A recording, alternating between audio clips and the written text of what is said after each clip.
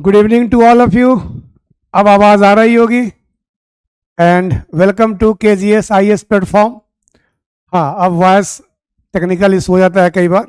अब ठीक होगी, वॉइस आ रही होगी अब। हाँ, अब सब किसी को आ रही होगी। हाँ, गुड इवनिंग, जय हिंद, राधे राधे। जो जिस जय हिंद जिस लैंग्वेज में जो हेलो हाय कर रहा था उसको उसी लैंग्वेज में नमस्कार नमस्कार। हाँ, अब हम लोग काम की बात शुरू करें। ठीक है, तो कल हम लोगों ने, आई थिंक कि कल कुछ लोग नहीं भी होंगे आप में से।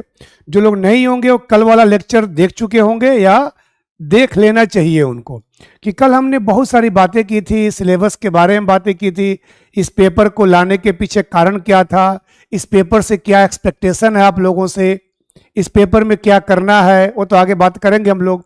सिलेबस की बात की थी, लेक्चर प्लान की बात की थी, बहुत सारी बातें कल हुई थी। आज हम लोग जो लेक्चर प्लान का पहला टॉपिक है उसी की शुरुआत करेंगे। हाँ, गुड इवनिंग। और मैं सब किसी को दिल से गुड इवनिंग बोल देता हूँ। अगर किसी को न पहुँचे तो दोबारा उनके लिए मैं नहीं बोल पाता हूँ, क्योंकि क्लास के फ्लो में अब सबका नाम दिख रहा है। मुझे सबका नाम लेके मैं गुड इवनिंग बोलूँ तो पूरी क्लास हमारी उसी में बीत जाएगी। Thank you. चलिए, तो कल मैंने कहा था कि एक टॉपिक आपका है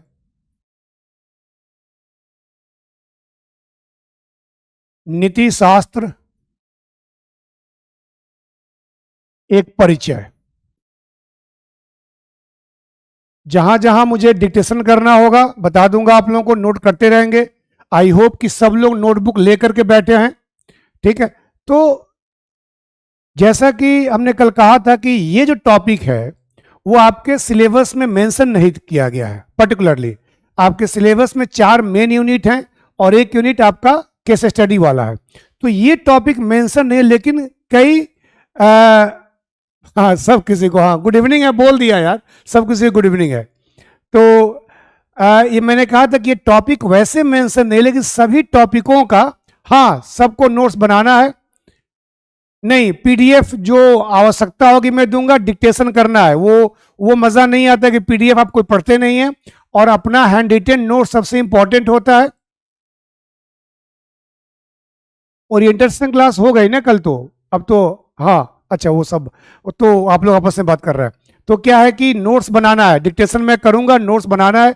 अपने नोट्स की कीमत होती है और वो सबसे इंपॉर्टेंट होता है, इसलिए उसमें कोई कंप्रोमाइज नहीं होगा। तो कहा था मैंने कि ये टॉपिक आपके मेंस में, सॉरी आपके सिलेबस में मेंशन नहीं है, लेकिन यूनिट 3 है, सॉरी यूनिट 1 है, यूनिट कहीं ना कहीं 2 है, यूनिट 4 है। इस सब में इसकी आवश्यकता होगी। नीति शास्त्र है क्या, नैतिकता है क्या, मूल्य है क्या, क्योंकि इस पेपर को बहुत लोग जो है ना वो एथिक्स ही कहते हैं। बहुत लोग उसको एथिक्स ही कहते हैं, पॉपुलर है एथिक्स के नाम से। वैसे आपके यहाँ 3 शब्द दिए गए हैं, philosophy, psychology and public administration. ठीक है ना। हाँ, इंतजार खत्म हो गई आपकी, अब आपकी इंतजार की बातें सुन ली गई। यानी दर्शन शास्त्र, मनोविज्ञान एवं लोक प्रशासन। तो आज शुरुआत करते हैं पहले हम लोग कि नीति शास्त्र आखिर है क्या, इसको समझते हैं और बड़ी क्लैरिटी आएगी। और इसमें से भी भले सिलेबस में नहीं है, लेकिन बताऊंगा कौन कौन से क्वेश्चन है। 24 में भी ये क्वेश्चन आया है, इससे जो मैं पढ़ाऊंगा उससे क्वेश्चन 24 में भी आया। तो डोंट थिंक कि ये टॉपिक आपके सिलेबस में पर्टिकुलरली मेंशन नहीं है तो इससे क्वेश्चन नहीं आएगा। ठीक है, तो सबसे पहले बात करते हैं हम लोग कि आखिर नीति शास्त्र है क्या। बड़ी बात होती है नीति शास्त्र की। तो सबसे पहला पॉइंट हमारा आएगा, आज का हेडिंग रहेगा नीति शास्त्र क्या है। देखो, क्लास मेरी बहुत सिस्टमेटिक होती है, ध्यान रखेंगे तो क्लास को रेगुलर लें। अगर छूट जाता है तो पिछला क्लास लेके बैठे। ये विषय जो है बड़ा ही अद्भुत विषय है, इसमें बड़े कॉन्ट्राडिक्शन होते हैं, बड़ी विरोधाभासें होती हैं। एक थॉट ऑफ स्कूल कहता है ये चीजें, दूसरा थॉट ऑफ स्कूल कहता है वो चीजें, है ना। तो ये बहुत सारे कॉन्ट्राडिक्शन इसमें है, इसलिए ध्यान रखेंगे कि इस विषय को बड़े बारीकी से करना है। और आपके सक्सेस में मैं नहीं कहता हूं कि बाकी विषय इंपॉर्टेंट नहीं है, ये विषय बहुत ज्यादा इंपॉर्टेंट है, क्योंकि इस विषय में सब लोग बराबर है। बाकी किसी का हिस्ट्री, ज्योग्राफी, पॉलिटी, इकोनॉमी अच्छा होता है, कमजोर होता है, ये कोई पढ़ा नहीं होता है, क्योंकि बैकग्राउंड में, स्कूलों में, कॉलेजेस में इस टॉपिक के क्लासेस नहीं होते हैं। थोड़े बहुत जो साइकोलॉजी पढ़ा होगा तो आता होगा, थोड़ा बहुत जो पवेड पढ़ा होगा उसको आता होगा, थोड़ा बहुत जो एथिक्स फिलोसफी पढ़ा होगा उसको आता होगा, लेकिन 99% लोग जो है ना एट पार होते हैं। इसलिए इसमें थोड़ा विशेष ध्यान देने की आवश्यकता हम लोगों को है। और कॉन्ट्राडिक्शन है, कई जगह चीजें आपको लगेगा कि सर यहां तो आप ये कह रहे हैं, यहां आप ये कह रहे हैं। ये मैं नहीं कह रहा हूं, ये थॉट ऑफ स्कूल्स है एथिक्स में। कई डायमेंशन पढ़ाऊंगा आज, उसमें एक डायमेंशन ये कहता है, वो डायमेंशन वो कहता है। गलत कोई नहीं है, अपने अपने विचार हैं, चिंतक हैं, विचारक हैं। कोई ईश्वर को मानता है, कोई ईश्वर को नहीं मानता है, कोई आत्मा को मानता है, कोई आत्मा को नहीं मानता है। आपको यही जानना है। आप ही नहीं कहेंगे सर वो तो आत्मा है कि नहीं है। भाई बुद्ध ने कहा क्या, महावीर ने कहा क्या, शंकराचार्य ने कहा क्या, कबीर ने कहा क्या, इसको आपको जानना है। कॉन्ट्रडिक्शन में मत फंसना, नहीं तो दार्शनिक बनना की शुरुआत हो जाएगी। ध्यान रखना, आपको दार्शनिक नहीं बनना है, आपको सिविल सर्वेंट बनना है, आपको फिलोसफर नहीं बनना है। उसी अप्रोच में हम लोग चलेंगे। हाँ सर, पहले बार आपसे ही पढ़ेंगे, ठीक है, चलिए। ओरिएंटेशन में है दीदी को, चलो पता नहीं। तो नीति शास्त्र क्या है? तो नीति शास्त्र दर्शन शास्त्र की एक शाखा है। दर्शन शास्त्र यानी फिलॉसफी की एक शाखा है ये। अब प्रश्न आता है कि आखिर दर्शन शास्त्र क्या है? शाखा है। कोई पूछे नीति शास्त्र क्या है तो फिलॉसफी की एक ब्रांच है ये। सर आपकी बात बहुत अच्छी है, ठीक है, मैं भी अच्छा हूं, चिंता मत करो, मैं पढ़ाता भी अच्छा हूं आपको। मैं पहले कल ही कहा था कि मेरी ऑफलाइन क्लास, ऑनलाइन क्लास भी ऑफलाइन जैसे लगेगी आप लोगों को। सिर्फ थोड़ा सा आत्मा तो अजर अमर है, आप यदुवंशी कह रहे हैं उपेंद्र, बुद्ध नहीं कहते हैं, महावीर कुछ और कहते हैं, बुद्ध कुछ और कहते हैं, शंकराचार्य कुछ और कहते हैं, आप मान लें। हाँ सर, पेन मुझे दिख रहा है, थोड़ा सा बोल्ड कर दूंगा, कोई दिक्कत नहीं, ठीक है। तो ये दर्शन शास्त्र की एक शाखा है। थोड़ा सा मैं फ्लो में आ रहा हूं, आपके मैसेज में देख करके उसको रिप्लाई नहीं भी कर सकता हूं। अब प्रश्न ये है कि आखिर दर्शन शास्त्र क्या है? तो दर्शन शास्त्र को इंग्लिश में हम लोग फिलॉसफी कहते हैं, फिलॉसफी कहते हैं, हिंदी में कहते हैं दर्शन शास्त्र। दोनों को थोड़ा समझ लो। वैसे आपके सिलेबस में जब मैं षड्दर्शन पढ़ाऊंगा, खट दर्शन पढ़ाऊंगा, जो कि आपके सिलेबस के यूनिट 1 में पहला ही टॉपिक है षड्दर्शन, वहां मैं ये बताऊंगा। लेकिन अभी आप जान लें कि दर्शन शास्त्र आखिर होता क्या है। ये जो कह रहा है कि नीति शास्त्र, ध्यान सुनो, अब नीति शास्त्र दर्शन शास्त्र की एक शाखा है। तो आखिर दर्शन शास्त्र क्या है, फिलॉसफी क्या है? तो फिलॉसफी जो है ये दो शब्दों से मिलकर बना है, ये दो शब्दों से मिलकर बना है और दोनों ग्रीक शब्द हैं। एक है फिलोज, कई जगह फिलो भी लिखा होगा, और एक है सोफोस या सोफिया, सोफोस, कई जगह इसको सोफिया भी लिखा हुआ है। ये दोनों जो हैं क्या है, ग्रीक शब्द हैं। ये दोनों ग्रीक शब्द हैं, क्योंकि फिलॉसफी की शुरुआत भी ज्यादातर हम लोग मानते हैं कि ग्रीक से ही होती है। ये दोनों ग्रीक शब्द है, ये भी ग्रीक शब्द है। फिलोस का मतलब होता है लव, इसका मतलब होता है प्यार। लव का नाम लेते ही आप लोगों के चेहरे पे खुशी आ जाती है, मुझे लग रहा है ये लव। और जो सोफोस का मतलब होता है, उसका मतलब होता है विजडम।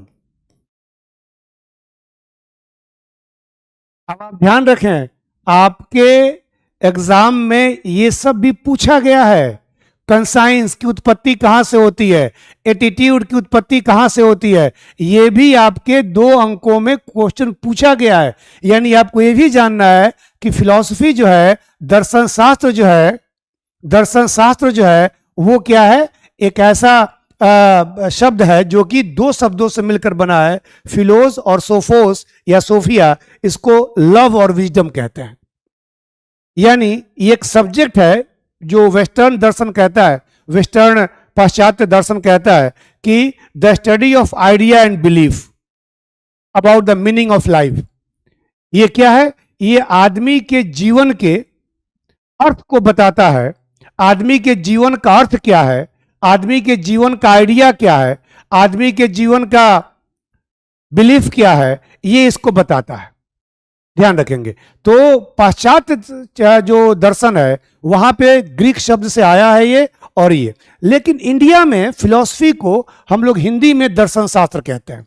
और दर्शन शास्त्र जो है ये भी दो शब्दों से मिलकर बना है, एक दर्शन और एक शास्त्र। दर्शन और शास्त्र। दर्शन जो है ये संस्कृत का एक दृश्य धातु होता है, दृश्य शब्द होता है, उससे बना है। और दर्शन का मतलब होता है देखना। दर्शन का मतलब होता है देखना, आप लोग जानते होंगे, दर्शन करते होंगे। और शास्त्र का मतलब होता है विषय। लेकिन ये दर्शन जो है, ये दर्शन जो है ये आंखों से नहीं देखना। दर्शन जो है सिर्फ आंखों से नहीं देखता है, आंखों से नहीं देखना, बल्कि अंतर मन से देखना, अंतः मन से देखना। यानी किसी भी चीज को अपने अंतः मन से देखना। देखो ये तो पीडीएफ मिलना चाहिए आप लोग, मुझे पता नहीं इस बैच में क्या क्या है। और लेकिन आप अगर अपने भाषा में अपने चीजों में लिखोगे, अगर आप मैनेज कर पाते हो लिखते हो तो अच्छा रहेगा। वैसे विजडम मतलब बुद्धि होता है हिंदी में, विजडम का मतलब बुद्धि होता है। लव तो आपने पूछा नहीं, विजडम मतलब बुद्धि होता है, लव मतलब प्यार होता है, प्रेम होता है बेसिकली, यहां प्रेम का सेंस है ना। तो वो हम बात करेंगे सर दर्शन में, इसके बारे में बात करेंगे विस्तार से। अभी मैंने जो लिखा है ऊपर कि नीति शास्त्र क्या है, तो दर्शन शास्त्र की एक शाखा है, ब्रांचेज ऑफ फिलॉसफी है। तो दर्शन शास्त्र क्या है, जो भारतीय दर्शन की बात करती है, आंखों से नहीं देखना, अंतः मन से देखना। यानी किसी भी चीज को, किसी भी विषय वस्तु को, जीवन को, मनुष्य को, इन सब चीजों को जब हम अंतः मन से देखते हैं उसे हम दर्शन शास्त्र कहते हैं। अब भारतीय दर्शन में कई विचार हैं, आस्तिक विचार है, नास्तिक विचार है, और उसी में एक विचार आता है सरदर्शन का विचार। इसी में नास्तिक में बुद्ध आते हैं, महावीर आते हैं। जब मैं सरदर्शन पढ़ाऊंगा तो वहां दर्शन के बारे में ज्यादा व्यापक चर्चा आप लोगों के साथ करूंगा। अभी मैं दर्शन शास्त्र की एक शाखा पढ़ा, नीति शास्त्र। नीति शास्त्र क्या होता है? हाँ, अभी अंतरात्मा अंतर्मन में ज्यादा मत उलझे, क्योंकि अंतरात्मा भी आपके सिलेबस में दिया गया है। यूनिट 4 में अंतरात्मा यानी कंसाइंस वो भी दिया गया है। अंतरात्मा क्या होती है, अंतरात्मा किसे कहते हैं, और बार बार क्वेश्चन पूछा गया है अंतरात्मा पर। यूपीएससी भी पूछा है और आपके पीसीएस में भी, आपके एमपीपीएससी में पूछा गया है ना।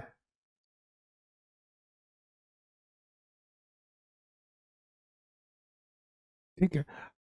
मैं एक ही कहूंगा कि जितने लोग यहाँ बैठ क्लास ले रहे हैं वो लोग अगर आपस में बातें करनी है तो अपना अपना नंबर शेयर कर लें एक दूसरे को, और व्हाट्सएप पे बात करें।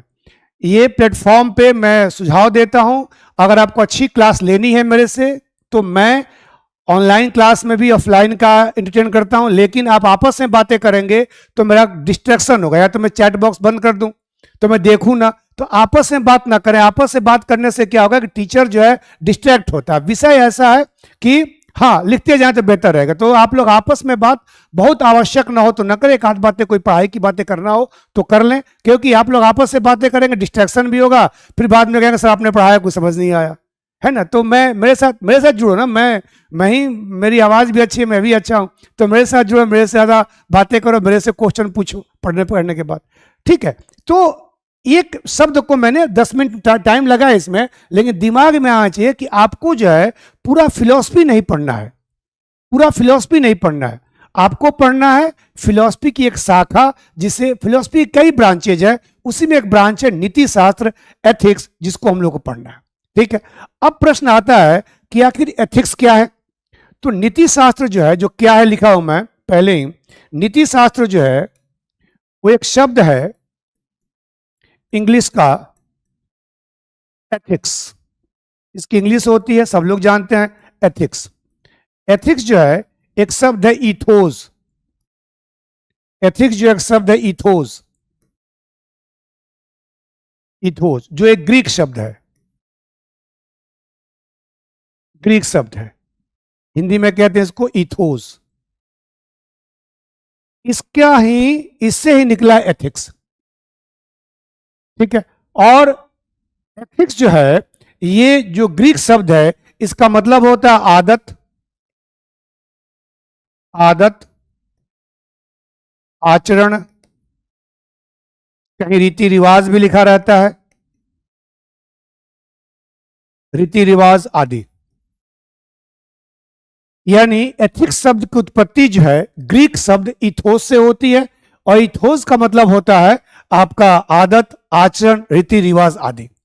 ठीक है। तो आपने दो चीज जाना कि एथिक्स एक ब्रांच है फिलॉसफी का, और एथिक्स जो शब्द है उसका हिंदी नीतिशास्त्र है, और ग्रीक शब्द इथोस से निकला है। इथोस का मतलब होता है आदत, आचरण, रीति रिवाज, ये सब चीजें होती हैं। उन सब चीजों को यहाँ पे नहीं जानना है, यहाँ पे जानना कुछ विशेष चीज है। आपसे पूछेगा तो आप ले लीजिएगा। मैं क्या करूं, मैं रुक के तो पहले चला दूं क्या? ये सब बातें मेरे से क्यों पूछ रहे हैं? आपने नहीं ली तो आप ले लीजिए, 2 घंटे की क्लास वो अवेलेबल है, कल की क्लास अवेलेबल है। मुझे पता है कल तो बहुत थोड़ा सा संख्या कम होगी, क्योंकि सबका टाइम भी और था, बहुत सारी चीजें थी। अब उसके लिए मुझे कोई कंप्लेन करने की जरूरत नहीं, मैंने ले ली है, आप उसको ले लेंगे कल, लेने के कल क्लास से पहले आप लेकर बैठेंगे उसको, बेटर रहेगा आपके लिए। ठीक है। तो ये आपने दो चीज जानी है अभी शुरुआत में, क्योंकि विषय नया है ना, ये थोड़ा सा मैं डीपली शुरुआत में इन चीजों को समझाऊंगा ताकि दिमाग में बैठ जाए। अब प्रश्न ये होता है कि आपसे 20 शब्दों में आपसे क्वेश्चन पूछेगा कि भाई एथिक्स, एथिक्स होता क्या है, नीति शास्त्र है क्या, तो आपको एक्सप्लेन करना है, आपको एक्सप्लेन करना है। तो इसीलिए मैं कुछ परिभाषाएं भी इन सब चीजों को लिखवाऊंगा। तो पहले परिचय के रूप बताया मैंने, 2 स्लाइड आपका ये परिचय के रूप में आ गया कि आखिर है क्या, फिर ये कहां से उत्पत्ति हुई, किन सब से उत्पत्ति हुई। अब एक परिभाषा लिखिए। ठीक है। अब एक परिभाषा लिखो। नीति शास्त्र, नीति शास्त्र उन मानकों की व्याख्या करता है, लिखना है आप लोगों को। हाँ, अब नोट कर रहा हूं ना। अच्छा, ये नोट तो हो गया होगा बाबू आप लोगों को, कोई बात नहीं। ये तो पीडीएफ मिलेगा ना आप लोगों को, पीडीएफ मिलेगा ना आप लोगों को। क्लास क्लियर सबको दिख रही है, आपको क्यों नहीं दिख रही है? कहीं नेटवर्क इशू होगा, हो सकता है आपके पास। क्लास क्लियर नहीं दिख रही है तो टेक्निकल टीम देख रही होगी, देख लेगी उसको। ठीक है, लिखिए। नीति शास्त्र उन मानकों की व्याख्या करता है, नीति शास्त्र उन मानकों की व्याख्या करता है जिससे जिससे हम व्यक्ति के कार्यों को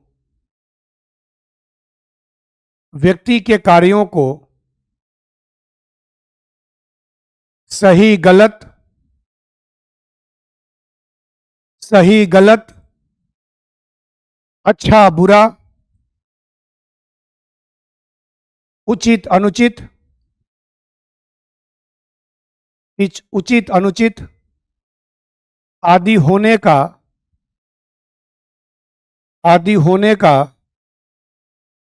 निर्णय कर पाते हैं, आदि होने का निर्णय कर पाते हैं। एक परिभाषा, अब समझ लो इसको।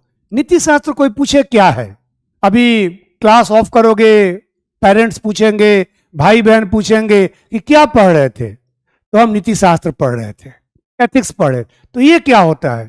तो एक ऐसा विषय है जैसे physics, chemistry, biology, mathematics, economics, कुछ कुछ चीजों के बारे में जानकारी देता है।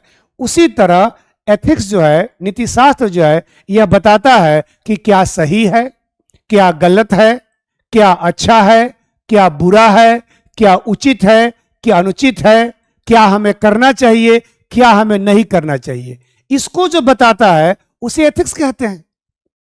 अर्थशास्त्र कुछ और बताता है, जीव विज्ञान कुछ और बताता है, भौतिकी फिजिक्स कुछ और बताता है, केमिस्ट्री कुछ और बताता है, राज व्यवस्था कुछ और बताता है, इतिहास कुछ और बताता है।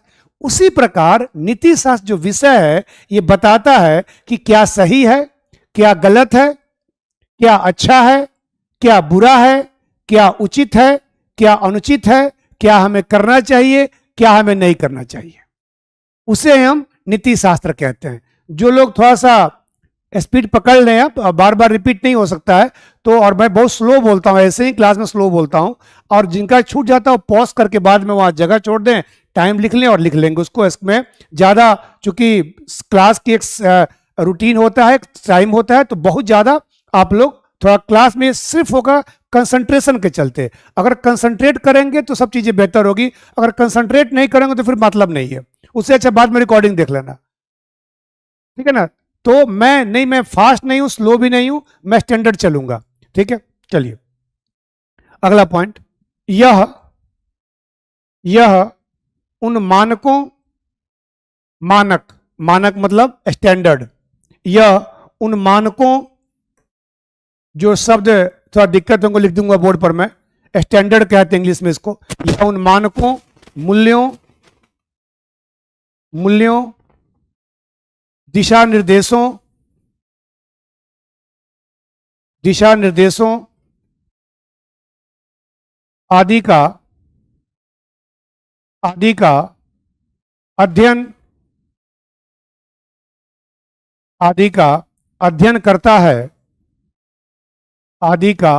करता है, जिसके आधार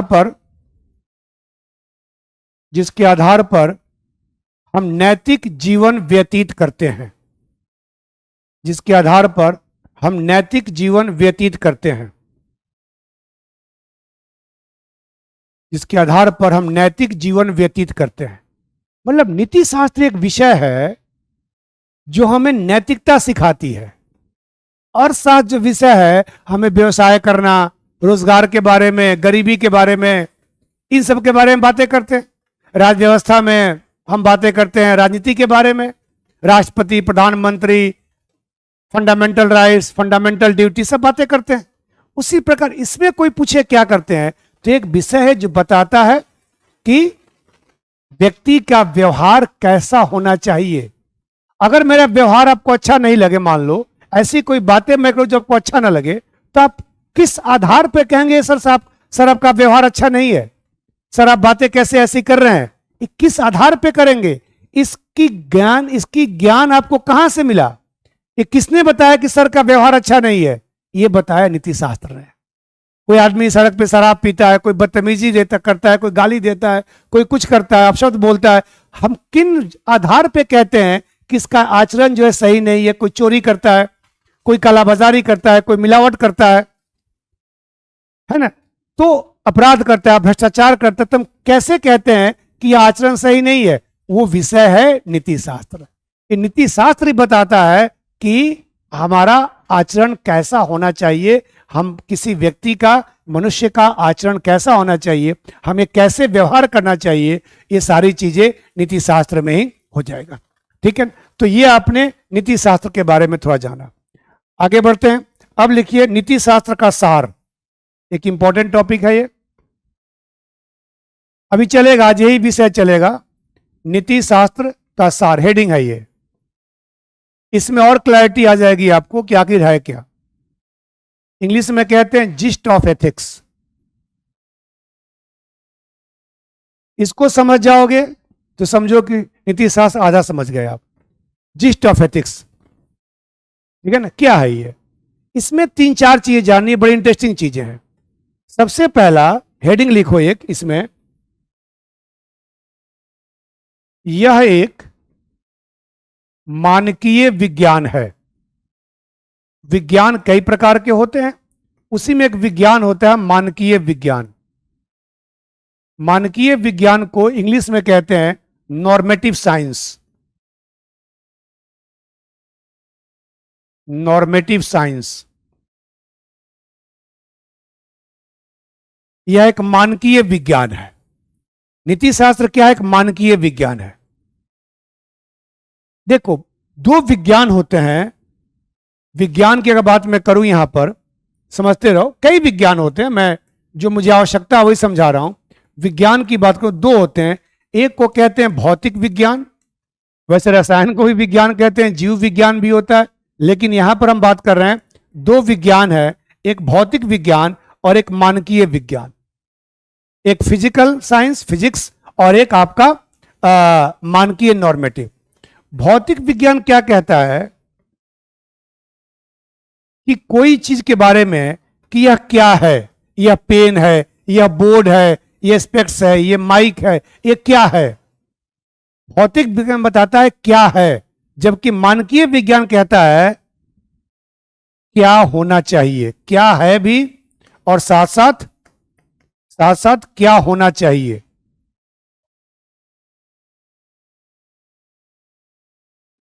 यानी अगर नीति शास्त्र की भाषा में कहूं तो ये बताता है कि नीति शास्त्र बताता है कि क्या होना चाहिए, व्यक्ति का आचरण कैसा होना चाहिए, व्यक्ति को कैसे व्यवहार करना चाहिए, व्यक्ति को कैसे जीवन जीना चाहिए, एक नेता को कैसा आचरण करना चाहिए, एक फिल्म अभिनेता को कैसे काम करना चाहिए, एक व्यवसायी को कैसे काम करना चाहिए, एक उद्योगपति को कैसे काम करना चाहिए, एक खिलाड़ी को कैसे व्यवहार करना चाहिए, सार्वजनिक जीवन में हमें कैसे व्यवहार करना चाहिए। यही कहता है नीति शास्त्र आपका।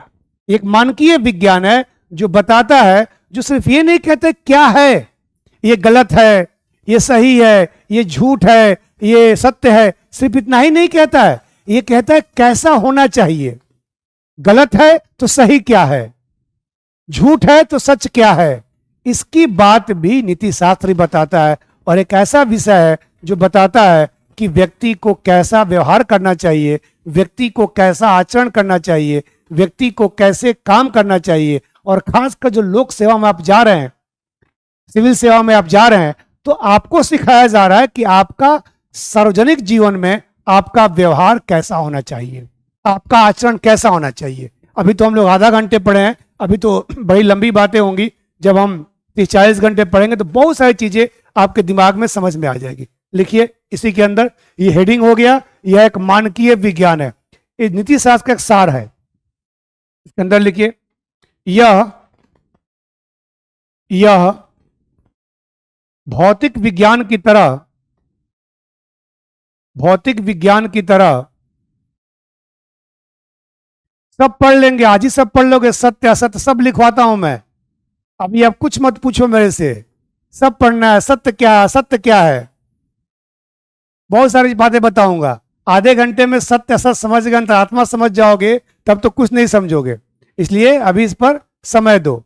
अभी जो पढ़ाता हूं पढ़ाओ, और आपको सब चीज बताई जाएगी, सत्य असत्य, चरित्र, आचरण सब लिखवाया जाएगा। ये आचरण क्या है, चरित्र क्या है, सब पढ़ाता हूं मैं, है ना, ये सब पढ़ाया जाता है आप लोगों को।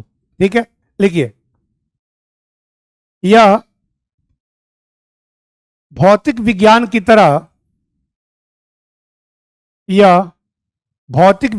तरह सिर्फ यह व्याख्या नहीं करता, सिर्फ व्याख्या नहीं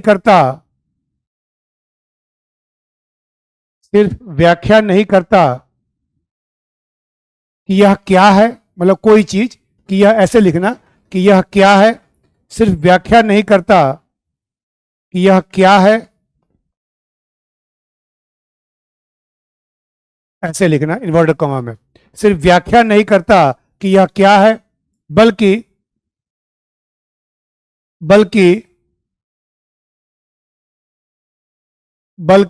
यह भी बताता है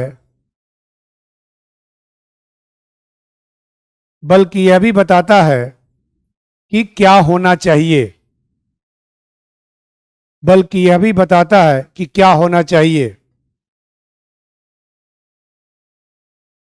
है ना। तो कोई पूछे कि नीति शास्त्र क्या है, तो ये पहला चीज एक मानकीय विज्ञान, वहां दो परिभाषाएं जान गए आप, सही गलत, अच्छा बुरा, उचित अनुचित, इन सब की बात जो करता है नीति शास्त्र है। यहां पर आप जान गए क्या कि नीति शास्त्र क्या है, पहला चीज तो एक मानकीय विज्ञान है। मानकीय विज्ञान क्या होता है, तो मानकीय विज्ञान एक विज्ञान होता है जो सिर्फ ये नहीं बताता है कि यह क्या है, बल्कि यह भी बताता है यह क्या होना चाहिए। ऊपर ही लिखा हो यहां पर कि दर्शन शास्त्र अंतः मन से देखता होता है, ये सिर्फ चीजों को देखना नहीं होता है, ये अंतः मन से देखना होता है। तो दर्शन है, इतिहास भूगोल अर्थशास्त्र नहीं है, दर्शन है। दर्शन को दर्शन की तरह से पढ़ना चाहिए। और यहाँ से कितने नंबर का आता है क्वेश्चन और इसको लिखना होता है, ये सब कल आपने क्लास लिया था, बताया गया है, ये अभी शुरुआत में ही बोला है। आप लोग लगातार क्लास नहीं लेंगे तो बीच बीच में अगर आप जो बातें बता दी गई वो पूछेंगे तो मैं नहीं बताऊंगा, कैसे बताऊंगा? फिर तो सारे अभी सैकड़ों लोग हैं, सब लोग पूछते रहेंगे तो वही बातें चलती रहेगी, कभी आज आप पूछेंगे कल वो पूछेंगे, तो ये दिक्कत होगा ना आपको ही। और फिर कहेंगे सर 2 महीने 3 महीने बैच खत्म नहीं होता है। तो आप लोग रेगुलर क्लास नहीं लेते, आप तो अपनी मर्जी से जो क्वेश्चन आता है पूछ लेते हैं, लेकिन आपके साथ सैकड़ों लोग देख रहे हो तो उनको समय, वो तो कल सुन चुके थे बातें, ये कहाँ से कितना नंबर आता है, क्या आता है, ये सिलेबस में है कि नहीं है, क्यों पढ़ा रहा हूँ, ये सब बता दिया हूँ। बीच में आप आएंगे, बीच में आप जब हाँ तो ही मैंने पहले ही कह दिया आपको कि आप क्लास ले लें कल वाला, उसके बाद जो डाउट होता है मेरे से पूछ लेंगे तो मुझे बड़ी खुशी होगी। ठीक है, सेकंड पॉइंट लिखिए। पहला था एक मानकीय विज्ञान है, सेकंड पॉइंट लिखिए, यह मतलब नीति शास्त्र समाज में रहने वाले, यह ध्यान सुनो इन सब बातों को, बहुत इंटरेस्टिंग आने वाला है, यह समाज में रहने वाले, समाज में रहने वाले सामान्य लोगों के आचरण का मूल्यांकन करता है। यही सब एग्जाम में लिखोगे तो आपको मार्क्स मिलेगा, मूल्यांकन करता है। अब इसको थोड़ा पूरा व्याख्या करना है। पहला बात क्या लिखा है मैंने कि यह एक मानकीय विज्ञान है, इसकी बातें मैंने क्या की, यह समाज में, देखो अब सब वर्ड में घेर रहा हूं, यह समाज में, ध्यान से कंसंट्रेट करो, जो बीत गई सो बात गई, माना हुआ बेहद प्यारा था, जो टूट गया वो सपना था, कल कर लेना सब चीजें, है ना। अभी आज जो है उसमें जीवन, आप कल के चक्कर में आज ही भूल जाओगे आप लोग, है ना। तभी सुनो क्या कह, नीति शास्त्र क्या करता है, समाज में रहने वाले सामान्य लोगों के आचरण का मूल्यांकन करता है। ये चार शब्द हैं। माय गॉड सर, मैं किडनी पेशेंट हूं, 2 बार ऐसा होता है, क्या एग्जाम दे सकता हूं? अगर आपका स्वास्थ्य अलाउ करता है तो आप एग्जाम क्यों दे सकते? एग्जाम कौन रोकेगा आपको? एग्जाम तो कोई नहीं रोकेगा आपको। अगर आप इस स्थिति में हैं कि एग्जाम में बैठ कर दे सकते हैं, उसके लिए अगर आप लिख नहीं पाते हैं, क्या करते हैं, तो परमिशन लेना होगा आयोग से, वो सब बातें हैं। लेकिन ईश्वर करे आप जल्दी ठीक हो जाएं और एग्जाम तो दे ही सकते हैं, एग्जाम तो, लेकिन 3 घंटे तक देखना, बैठना, लिखना, आपको स्वास्थ्य के बारे में डॉक्टर से भी राय लेनी होगी, और आयोग कुछ छूट देता है ऐसे लोगों के लिए, उनसे भी आपको बात करनी होगी। अभी फॉर्म भरेंगे तो उसके बाद बात देखी जाएगी। तो मैंने क्या बोला कि नीति शास्त्र क्या है, समाज में रहने वाले, यानी अगर कोई व्यक्ति समाज से बाहर रहता है, आप जानते हैं कई आदिवासी समूह है अंडमान निकोबार लक्षद्वीप वगैरह में, उन पे नैतिकता लागू नहीं होती, वो वस्त्र पहने ना पहने।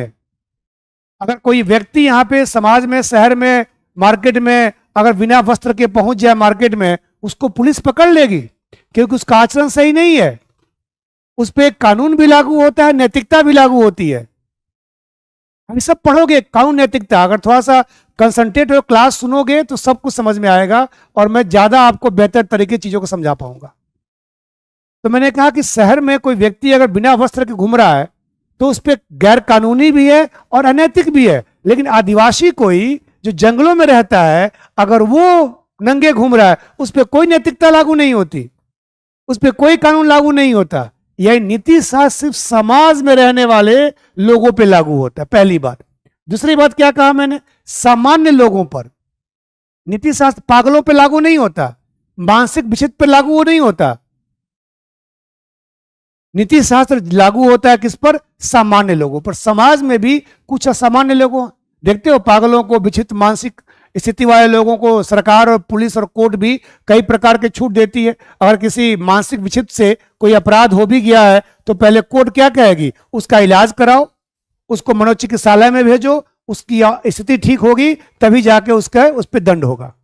उसको सजा सुनाई जाएगी। ये सब जानते होंगे आप लोग, इसे समझते रहो। तो सामान्य लोग, समाज में रहने वाले सामान्य लोगों के आचरण, व्यवहार, कैसा व्यवहार करता है वो व्यक्ति, इसी का मूल्यांकन करता है। नीति शास्त्र पहला क्या हो गया, एक मानकीय विज्ञान है जो बताता है क्या होना चाहिए। दूसरा पॉइंट क्या हो गया, यह समाज में रहने वाले सामान्य लोगों के आचरण का मूल्यांकन करता है। अब कोई आपसे पूछता है नीति शास्त्र क्या होता है, ये 3-4 चीजें बताओ उसको, उत्पत्ति कहां से हुई, क्या, यही तो सीखना है सर। ये मत समझना कि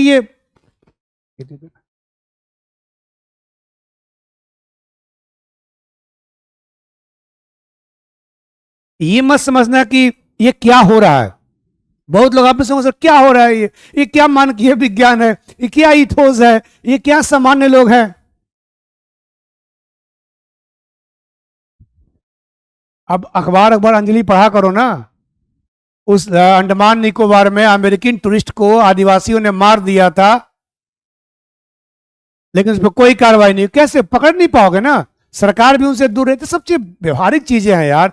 आदिवासियों पर, जो आदिवासी मुख्य धारा में हो नहीं, जो आपके राज्य में मुख्य धारा में एससी और एसटी लोग जो होते हैं उन पे नहीं, जो अभी मुख्य धारा में नहीं आते हैं, जो जंगलों में रहते हैं। ट्राइबल तो बहुत सारे लोग हैं, समान लोग भी ट्राइबल हैं, जो ट्राइबल कैटेगरी के हैं, लेकिन उनको मुख्य धारा में आ गए हैं, शहर में रह रहे हैं, गांव में रह रहे हैं।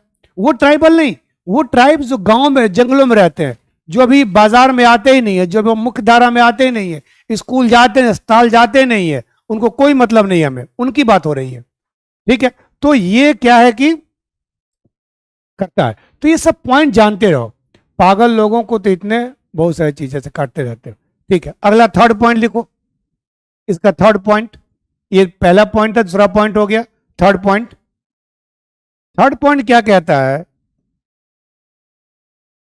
नीति शास्त्र सिर्फ ऐच्छिक कार्यों का, ये और इंपॉर्टेंट है, नीति शास्त्र सिर्फ ऐच्छिक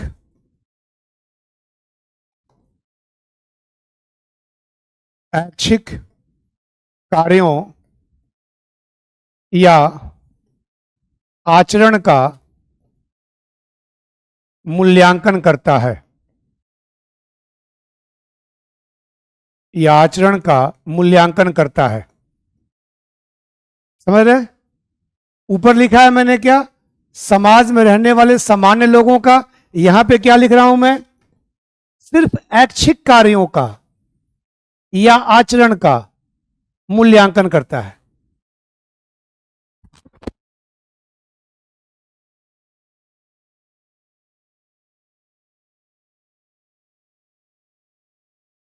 अच्छा है, इससे आपकी समझ विकसित होती है। ठीक है, तो इंपॉर्टेंट पॉइंट है, नीति शास्त्र क्या है, ये ऐच्छिक कार्यों का, दो कार्य होते हैं, अनैच्छिक कार्य भी होते हैं। एक ऐच्छिक कार्य होते हैं, अनैच्छिक कार्य होते हैं। ऐच्छिक कार्य जो आप मर्जी से, ध्यान सुनो यार, ऐच्छिक कार्य जो अपनी मर्जी से कर रहे हो, नैतिकता वही लागू होती है। अगर आपके कनपट्टी पे कोई बंदूक रख दिया और कहा कि ये काम करो, और आपने किया वो काम, और वो काम गलत है, उस पे नीति शास्त्र एप्लीकेबल नहीं है। कानून की बात मैं नहीं कर रहा हूं अभी, कानून और शास्त्र में क्या अंतर बताया जाएगा बाद में आपको। अभी नैतिकता पढ़ा रहा हूं मैं, नैतिकता की शुरुआत कर रहा हूं, समझ रहे? तो क्या कह रहा हूं मैं, ऐच्छिक कार्यों का, आपको कोई सम्मोहित कर दिया। देखते हैं आजकल तो फेसबुक पर और सोशल मीडिया पर सम्मोहन यंत्र आ रहे हैं, आधा घंटा में सम्मोहन करना सीखे। आप में से बहुत छात्र लोग प्रभावित भी होंगे चीजों से। तो आपने किसी को सम्मोहन कर दिया, सम्मोहित कर दिया, और उससे कोई काम करवा लिया, वो नैतिकता के दायरे में नहीं आता है। नैतिकता उन्हीं चीजों पे लागू होती है जिन चीजों को आप अपनी मर्जी से करते हैं, यानी जिस काम को करने या ना करने की आपको स्वतंत्रता होती है। और एक टर्म है संकल्प स्वतंत्र, अभी लिखूंगा इसको। यानी कि नीति शास्त्र पहला तो मानकीय विज्ञान है, दूसरा ये है, और तीसरा क्या है, ये सिर्फ वहीं लागू होता है जहां पे आप मर्जी से, अपनी इच्छा से काम कर रहे हैं, न कि किसी के दबाव में काम कर रहे हैं। अगर दबाव में कोई गलत काम कर रहे हैं तो कहा जाएगा कि ये व्यक्ति अपनी मर्जी से नहीं किया है, और वहां कानून चाहे जो सजा दे लेकिन नैतिकता के दायरे से वो बाहर रहता है। मजा तो शुरुआत हुआ विनोद, मजा तो भी आएगा। मैं तो हिंदी में पढ़ा रहा हूं बाबू, मैं तो हिंदी मीडियम में पढ़ा रहा हूं, इंग्लिश मीडियम में नहीं पढ़ा रहा हूं। तो हिंदी मीडियम में आप पढ़ लो पहले, और यहाँ तो हिंदी में, इंग्लिश नहीं बोल रहा हूँ ज़्यादा, मैं कुछ कुछ टर्म इंग्लिश में बोल देता हूँ आसानी के लिए। अभी किसी ने मानक पूछा है मेरे से, मैं सुन लिया हूँ, गुस्सा भी आता है। इच्छा के अनुसार कार्य करना नहीं, उल्टा मत समझो। अगर आप अपनी इच्छा से कोई गलत काम करते हो तभी नैतिकता कहेगी नैतिक है, वो नीति शास्त्र कहेगा नैतिक है। अगर आप अपनी इच्छा से नहीं, किसी के दबाव में कोई गलत काम कर दिए तो नीति शास्त्र आपको माफ कर देगा, नीति शास्त्र आपको माफ कर देगा। पता होता क्यों पूछ रहे हो, और तुम लोग पढ़ाने दोगे मुझे? पता होता पूछ रहे हो। चलो लिखो इसको, लिखो इसको। वह इसके नीचे थोड़ा लिखना है, इसमें लिखना था, इसमें नहीं लिखना था, अपने वाक्य अपने आप में था, इसमें फिर लिखना है, ध्यान रखिए। वैसे कार्य, वैसे कार्य जो अनैच्छिक हो, अर्थात अर्थात अपनी मर्जी से नहीं किया गया हो, अर्थात अपनी मर्जी से नहीं किया गया हो, या संकल्प स्वातंत्र्य, लिख दिया हूं बोर्ड पर, संकल्प स्वातंत्र्य, फ्रीडम ऑफ विल। ये 20 शब्दों में पूछ सकता है आपसे, संकल्प स्वातंत्र क्या है, या फ्रीडम ऑफ विल के अभाव में किया गया हो, के अभाव में किया गया हो, उनकी व्याख्या, उनकी व्याख्या नीति शास्त्र, नीति शास्त्र नहीं करता, उनकी व्याख्या नीति शास्त्र नहीं करता। समझ रहे हो मेरी बात? क्या बोल रहा हूं मैं कि सिर्फ ऐच्छिक कार्यों का एक टर्म है संकल्प स्वतंत्र, फ्रीडम ऑफ विल, जहां पे आपको काम करने का फ्रीडम हो, स्वतंत्रता हो कि आप काम करें या काम ना करें। आप किसी राज्य में सब इंस्पेक्टर हैं, अभी मान लो आप तैयारी कर रहे हैं डिप्टी एसपी की, लेकिन मैं बोल दिया मैंने, चाहे डिप्टी एसपी हैं, और आपका जो वरीय अधिकारी है डीजीपी या डीसीपी जो भी है बड़ा अधिकारी, वो आपको कहता है एनकाउंटर करे, किसी को मार दो, आप एनकाउंटर करते हो, तो कानून तो उसके लिए अलग है।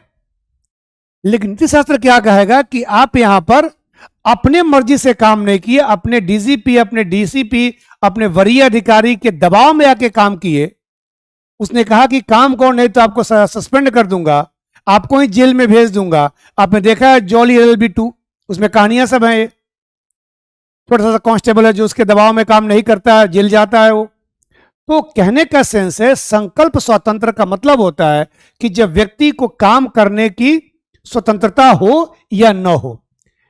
यदि स्वतंत्रता आपको है और तब आप काम कर रहे हैं तो अनैतिक माना जाएगा, और अगर आप स्वतंत्रता नहीं है, आप किसी के दबाव में कोई काम कर रहे हैं, तब उसको कम नैतिक या अनैतिक नहीं माना जाएगा, कम अनैतिक या अनैतिक नहीं माना जाए। ये सब एग्जाम्पल दूंगा। अभी इतना इंटरेस्टिंग है, अगला 2-3 घंटा अगर पढ़ लोगे ना, अभी कुछ समझ नहीं आया हो सकता है, अभी 20-10% समझ में आया होगा, लेकिन जब ये क्लास खत्म होगी ना आज या कल 1 घंटे, तो पूरा नीति शास्त्र क्या है समझ में आ जाएगा। इन सब कुछ रिकैप कराऊंगा, सब समझ में आ जाएगा। मैं कल भी कहा था, आज भी कह रहा हूं कि मेरी क्लास अब थोड़ा कंसंट्रेट कर लो ना, और मेरे से मिलने का छोड़ दो। जब क्लास खत्म होगी सब बता दूंगा, अभी शुरुआत कर रहा हूं कि आप कहां मिलेंगे मेरे से, कहां आएंगे, सब मिल लूंगा। सिलेक्शन ले लो पहले। नहीं, इसी का एक्सप्लेनेशन था, इसी के नीचे था, इसी के नीचे था वो। ठीक है ना, इसी के नीचे इसका एक्सप्लेन करना था।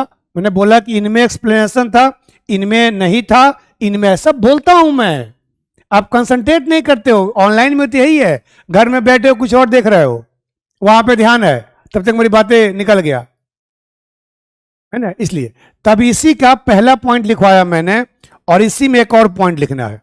इसकी परिभाषा लिखनी है, क्या है, बहुत लोग पूछ रहे हैं। लिखिए, संकल्प स्वतंत्र से तात्पर्य है, संकल्प स्वतंत्र से तात्पर्य है कि इन्वर्टेड कॉमा, इन्वर्टेड कॉमा में लिखना है इसको, परिभाषा है, 20 शब्दों में पूछ सकता है आपसे। संकल्प स्वतंत्र से तात्पर्य है कि कोई बात नहीं, किसी व्यक्ति को, किसी व्यक्ति को कार्य करते समय, किसी व्यक्ति को कार्य करते समय इस बात के, इस बात की, इस बात की स्वतंत्रता प्राप्त है या कि नहीं, इस बात की स्वतंत्रता प्राप्त है कि नहीं,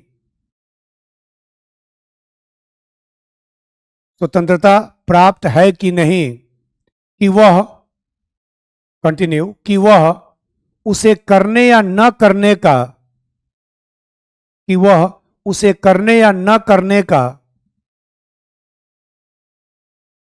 चयन कर सके, उसे करने या न करने का चयन कर सके, करने या न करने का चयन कर सके। मतलब क्या हुआ, संकल्प स्वतंत्र का मतलब होता है, फ्रीडम ऑफ विल का मतलब होता है कि आपको कोई काम करने की फ्रीडम है कि नहीं है। मैं 4-5 बार बोल दिया पहले, अगर आप फ्रीडम नहीं है, किसी के दबाव में कोई काम कर रहे हैं, अपनी मर्जी से नहीं कर रहे हैं, तो उस काम को नीति शास्त्र जो है अपने से परे रखता है, अपने में नहीं समाहित करता है। नीति शास्त्र उन्हीं बातों को नैतिक अनैतिक मानता है जो आप अपनी मर्जी से करते हैं, जो अपनी मर्जी से करते हैं। और कोर्ट की व्याख्या अलग है इसमें, यानी फ्रीडम ऑफ विल का मतलब होता है आपकी, इसे हिंदी में इच्छा की स्वतंत्रता भी कहते हैं इसे, आप चाहें तो लिख लें, इच्छा की स्वतंत्रता। यानी आप कोई काम करने के लिए स्वतंत्र हैं कि नहीं है। अगर आपकी मर्जी से काम नहीं हो रहा है, तब वो काम जो है अनैतिक माना जाए, अनैतिक अनैतिक के दायरे में नहीं आता है। एक और बात लिख लो यहाँ नीचे, अर्थात, इसका इन्वर्ट कॉमा क्लोज कर देना, उसके बाद नीचे लिखो, अर्थात कोई व्यक्ति, अर्थात कोई व्यक्ति सिर्फ उन कार्यों के लिए, सिर्फ उन कार्यों के लिए नैतिक या अनैतिक माना जाता है, सिर्फ उन कार्यों के लिए नैतिक या अनैतिक माना जाता है जिसको करने के लिए, जिसको करने के लिए उसे स्वतंत्रता प्राप्त हो, जिसे करने के लिए उसे स्वतंत्रता प्राप्त हो, जिसे करने के लिए उसे स्वतंत्रता प्राप्त हो। यानी ऐसा कोई भी कार्य जो कोई व्यक्ति किसी के दबाव में करता है, उसको नीति शास्त्र के दायरे में नहीं रखा जाता है। एक लाइन में, नीति शास्त्र सिर्फ उन्हीं कार्यों के लिए आपको बताता है जो कार्य आप अपनी मर्जी से, अपनी इच्छा से कर रहे हैं, न कि किसी के दबाव में कर रहे हैं। तो ये हमने अभी तक, मैं जो बातें कर रहा हूं एक बार रिकैप कर दूं, हमने 4-5 चीजें पढ़ी। नीति शास्त्र क्या है, यहाँ उसकी उत्पत्ति बताई, कहाँ से आया है दर्शन शास्त्र, दर्शन शास्त्र का मीनिंग क्या है ये बताया। फिर मैंने कहा कि दर्शन शास्त्र आगे भी पढ़ना है, जब सरदर्शन पढ़ेंगे यूनिट 1 में, वहाँ भी थोड़ा बताऊंगा, वहाँ इसकी बात करूंगा विस्तार से। अब यहाँ पे नीति शास्त्र एक शब्द है जिससे उत्पत्ति हुई है।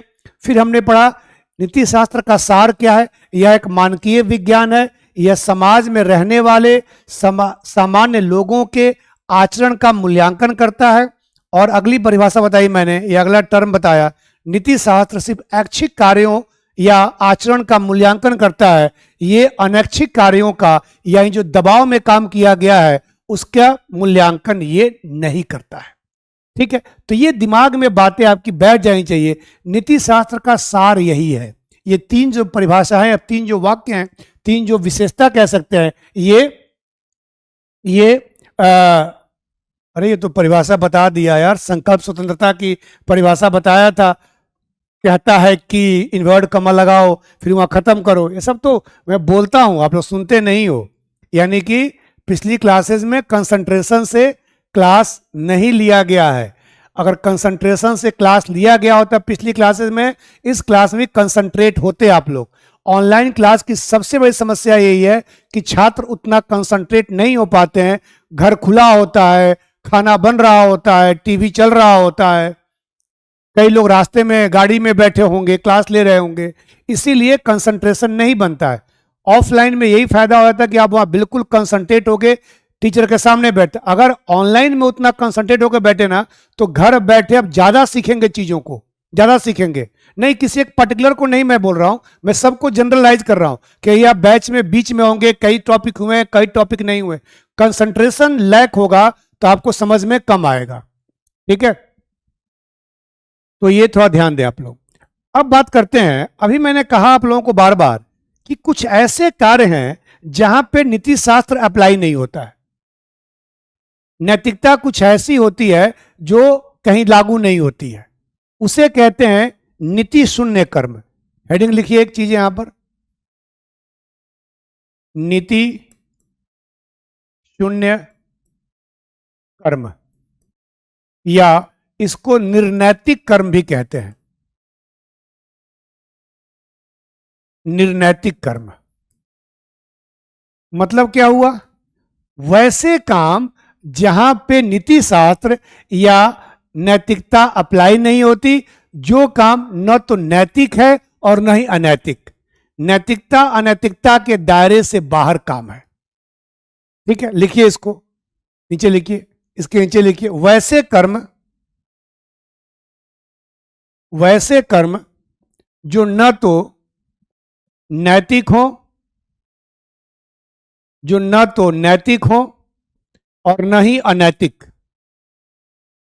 वैसे कर्म जो न तो नैतिक हो न ही अनैतिक, उसे क्या कहते हैं?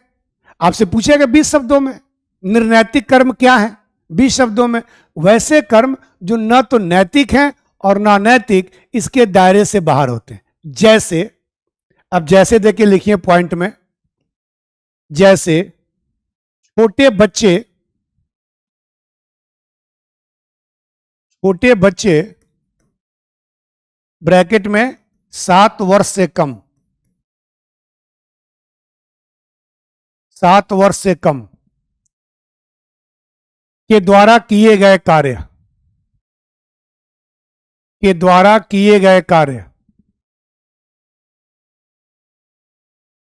वैसे कर्म जो नैतिक नहीं है, छोटे बच्चे 7 वर्ष से कम के द्वारा किए गए कार्य, यानी 7 वर्ष से कम उम्र का बच्चा कोई भी काम करता है, उसको नीति शास्त्र नहीं अध्ययन करता है, क्योंकि अबोध है। देखो, इसके अब 7 साल का बच्चा कोई अपराध भी होता है ना, उसको कानून भी माफ कर देता है। और इसके ऊपर जब बढ़ते हैं तो जुवेनाइल कोर्ट है, जो है टीन एज में अपराध होता है, 18 वर्ष से कम जो उम्र में अपराध आप करते हैं, उसके लिए जुवेनाइल कोर्ट है, जो कि उसकी बात करता है। लेकिन नैतिकता की बात मैं करूं, हाँ पूछूंगा ना, अभी तो क्लास, अभी तो मैं कहा ना कि 2 घंटे क्लास चल जाएगी ना, तो आपको बहुत सारे डाउट अपने आप क्लियर भी हो जाएंगे। अभी सत्य की परिभाषा, मानक की परिभाषा डाउट नहीं होता है, ये कौतूहल होता है, ये मन में कौतूहल है, सब क्लियर हो जाएगा, चिंता मत करो, मैं देख लेता हूं आपका डाउट। जब तक ये अभी आधा घंटा 1 घंटा पढ़े और नीति शास्त्र कितनी बातें करें, डाउट होगा। लेकिन मैंने कहा 2-3 घंटे बाद जब डाउट होगा ना, तो निश्चित तौर पर आपको तब मैं पूछूंगा। अभी तो सारे डाउट आपके अपने आप क्लियर हो जाएंगे। ठीक है, ठीक है। तो क्या है कि ये आपका 7 वर्ष से छोटा बच्चा कोई भी काम करता है, वो नैतिकता के दायरे में आता नहीं है। दूसरा लिखिए, मानसिक विक्षिप्त यानी पागल, मानसिक विक्षिप्त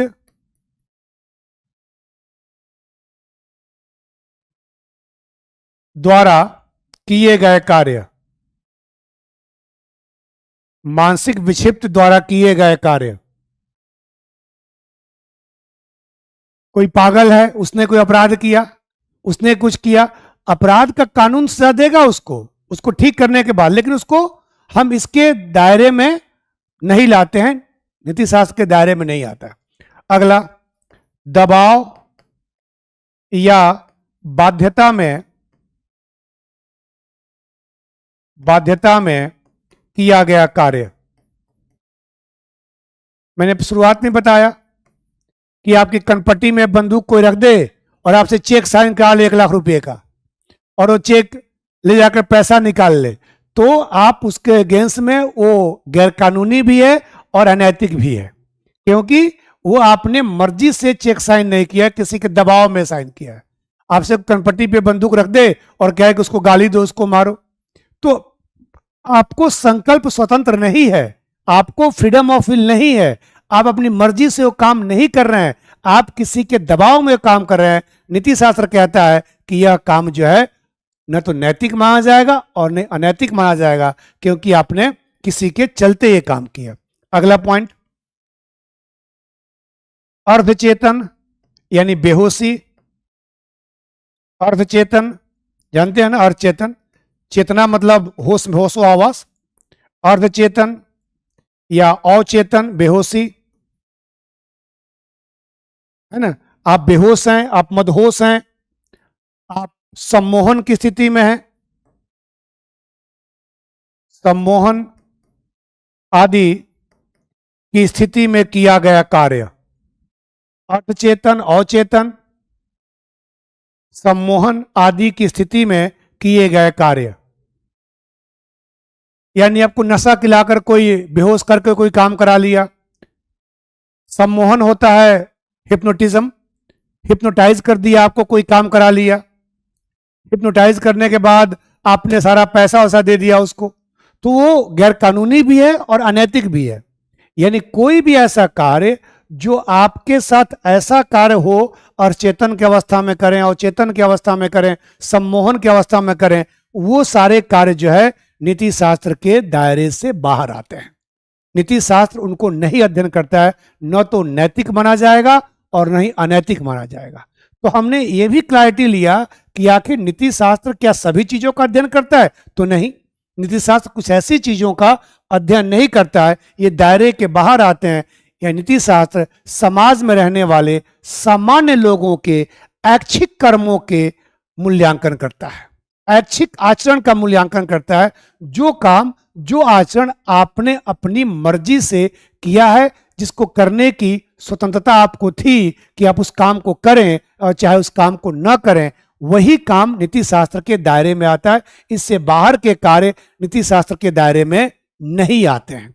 इन चीजों को 2 बार 3 बार समझोगे, दिमाग में लॉजिक लगाओगे, न तो रिकॉर्डिंग देख लोगे, इसको पढ़ लोगे तो क्लैरिटी आ जाएगी।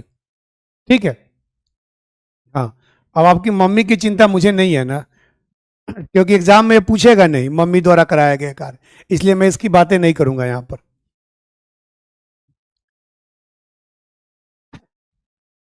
अगला हेडिंग लिखिए, नीति शास्त्र, ये और क्लैरिटी देगा आपको क्या नहीं है।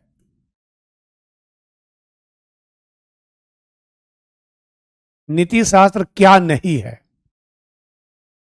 पहला पॉइंट हेडिंग के फॉर्म में, यह कोई धर्म नहीं है। बहुत लोग नीति शास्त्र को धर्म से जोड़ लेते हैं। यह धर्म नहीं है, यह धर्म से कोई लड़ाई भी नहीं है। इसका धर्म भी सिखाता है हमें, चाहे हिंदू धर्म हो, इस्लाम धर्म हो, सिख धर्म हो, ईसाई धर्म हो, कोई धर्म हो, धर्म भी नैतिकता के मानकों पर टिका हुआ है। लेकिन धर्म जो है नीति शास्त्र नहीं है, नीति शास्त्र धर्म नहीं है, इसका धर्म से कोई संबंध नहीं है। क्योंकि ये जो सिद्धांत हैं ये सभी धर्म के अनुयायियों पर लागू होते हैं। भले ही ज्यादातर नैतिकता की बात हिंदू धर्म में इसको जोड़ के देखते हैं, लेकिन ये दिमाग में रखें कि नीति शास्त्र कोई पर्टिकुलर कोई विशेष धर्म नहीं है। ये एक ऐसा विषय है जो बताता है कि सही क्या है, गलत क्या है, अच्छा क्या है, बुरा क्या है, उचित क्या है, अनुचित क्या है, क्या हमें करना चाहिए, कैसा आचरण हमें करना चाहिए, क्या हमें नहीं करना चाहिए, क्या समाज के लिए अच्छा है, क्या समाज के लिए बुरा है। इन्हीं बातों की बात करता है। धर्म भी यही सिखाता है, मजहब भी यही सिखाता है, लेकिन ये धर्म है नहीं, क्योंकि नीति शास्त्र सभी धर्म के चीजों पर लागू होता है। अब कई सारी बातें हैं जो इस्लाम धर्म में स्वीकार है, हिंदू धर्म में नहीं है। कई सारी बातें हिंदू धर्म में स्वीकार है, सिख धर्म में नहीं है। कई ईसाई धर्म में स्वीकार है, बहाई धर्म में नहीं है। अलग अलग होते हैं। धर्म भी अनैतिक नहीं होता है, ध्यान रखें।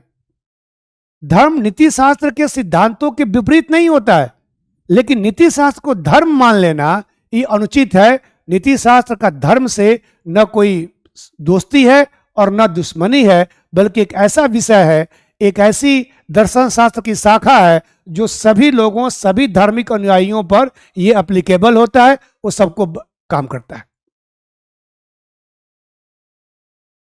बिल्कुल, यह तो 1 घंटे से बता रहा हूं, वही तो दबाव में किया काम दबाव तो अनैतिक होगा ही होगा, दबाव तो गैर कानूनी भी है। अब दबाव आप कहेंगे कि मम्मी कहती है खाना बना दो, खाना बना दो, रोटी बनाते, दबाव थोड़ी है। पापा कहते हैं जाके बाजार से सामान लाओ, वो दबाव थोड़ी है। इतना सरल मत समझे दबाव को। यहां दबाव एक व्यापक शब्द में है, यहां दबाव का मतलब छोटा दबाव नहीं है। ठीक है, चलिए इसमें एक लाइन लिख लो, इसमें एक लाइन लिख नीचे, इसके एक्सप्लेन कर लो। यह मतलब नीति शास्त्र, यह न तो कोई धर्म है, यह न तो कोई धर्म है, ना ही कोई धार्मिक विश्वास। यह न तो कोई धर्म है, ना ही कोई धार्मिक विश्वास, बल्कि बल्कि यह हमें यह हमें यह हमें सही गलत एवं अच्छे बुरे की सही गलत एवं अच्छे बुरे की बीच का के बीच का नहीं के बीच सही गलत एवं अच्छे बुरे के बीच अंतर कराता है, अच्छे बुरे के बीच अंतर कराता है ना। तो ये कोई धर्म नहीं है, ध्यान रखें। बहुत लोग नीति शास्त्र को धर्म से जोड़कर देखते हैं। अगला पॉइंट होता है, सेकंड पॉइंट, यह पूर्णतः कानून नहीं है। यह पूर्णतः कानून नहीं है।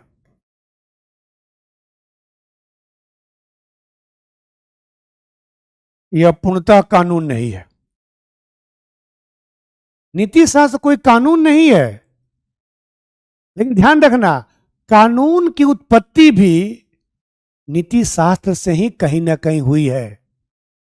नैतिकता को ही जब समाज ने स्वीकार कर लिया, तो पहले के राजा महाराजाओं ने और बाद के लोकतंत्र में संसद और विधानसभाओं ने उसको कानून का दर्जा दे दिया। समझ रहे बातों को। लेकिन नीति शास्त्र और कानून में कई जगह द्वंद्व है। अब आप जिस सेवा में जा रहे हैं इसकी व्याख्या बहुत करूंगा विस्तार से आगे यूनिट 4 में, अभी तो परिचय दे रहा हूं मैं सिर्फ। आपको दोनों काम करना होगा। आपको कानून के पालक बनने जा रहे हैं आप, लेकिन साथ साथ कानून के पालन करते समय आप नैतिक मानकों को भी लेकर चलेंगे। कई बार कानून और नैतिकता में द्वंद्व होगा, कानून और नैतिकता में द्वंद्व होगा। कई सारे कानून नैतिकता है जहां द्वंद्व है, एक से एक केस है। सबरीमाला का केस है, जल्लीकट्टू का केस है, समलैंगिकों का कानून है, इन सब पे द्वंद्व है। अब कहां मना कर रहा हूं, कानून तो है, मैं कहां मना कर रहा हूं कानून नहीं है। कुछ भी लिखते रहते हो, पर कानून तो मैंने कहा कानून नहीं है। देश में दुनिया में कानून है ही नहीं। हमने क्या लिखा है, यह कानून नहीं है, क्या नीति शास्त्र है। ऐसी ऐसी बातें थोड़ा सा दिमाग लगा कर लिखा करे मेरे बोर्ड पर, है ना। क्योंकि उल्टा सुनेंगे, उल्टा समझेंगे, कुछ नहीं होगा। अब आपने क्या, पर कानून तो है। क्या लिखते हैं आप लोग, समझ नहीं आता क्या लिखते हैं? मैंने कहा कानून नहीं है। मैं लिखा यह कानून नहीं है, यह, और वह लिखा पूर्णतः कानून नहीं है। ठीक है। तो क्या है कि नीति शास्त्र चलते ही कानून बना है। पहले के समाजों में चाहे शादी ब्याह की बात हो, शादी ब्याह कोई कानून नहीं था पहले, लोग शादी ब्याह कर लेते थे। धीरे धीरे समाज बदलता गया, बढ़ता गया। आज क्या है, शादी विवाह के लिए कानून बना दिया गया, रजिस्ट्रेशन कराना होता है। अभी पूरे देश में नहीं है, लेकिन विदेश वगैरह जाएंगे, कहीं जाएंगे, अब बहुत लोग रजिस्ट्रेशन करवाते हैं। शादी विवाह से अलग होने के लिए भी कानून है उसके लिए। तो नीति शास्त्र कोई कानून नहीं है, लेकिन नीति शास्त्र का कानून से कोई विरोध भी नहीं है। आपके आपके आपके सेवा में आप जब जाएंगे तो कई बार द्वंद्व होगा नीति शास्त्र में और कानून में, और वो सिखाया जाएगा कि एक सिविल सेवक को कहां कानून को मानना है और सिविल सेवक को कहां नैतिकता को मानना है, और दोनों में कैसे सामंजस्य बिठाना। यह पेपर वही कहता है। यह पेपर नहीं कहता है कानून को अवहेलना कर दो और नैतिक बन जाओ। यह पेपर कहता है कानून का अनुपालन भी नैतिकता के साथ होना चाहिए। ये आपको ध्यान रखना है। ठीक है, ठीक है ब्रजेश, उसको बारे में बाद में बात करेंगे। आप, मैंने कल भी कहा था कि आप लोग, ये मैंने कल भी कहा था कि आप लोग क्वेश्चन लास्ट में जब मौका दूंगा तो आप लोग पूछ लेंगे। ठीक है, तो लिख लीजिए इसमें एक लाइन नीचे इसका एक्सप्लेन कर लो। नीति शास्त्र हमेशा हमेशा कानून के अनुरूप नहीं होता। नीति शास्त्र हमेशा कानून के अनुरूप नहीं होता। हमेशा कानून के अनुरूप नहीं होता। अगला पॉइंट इसी में, यद्यपि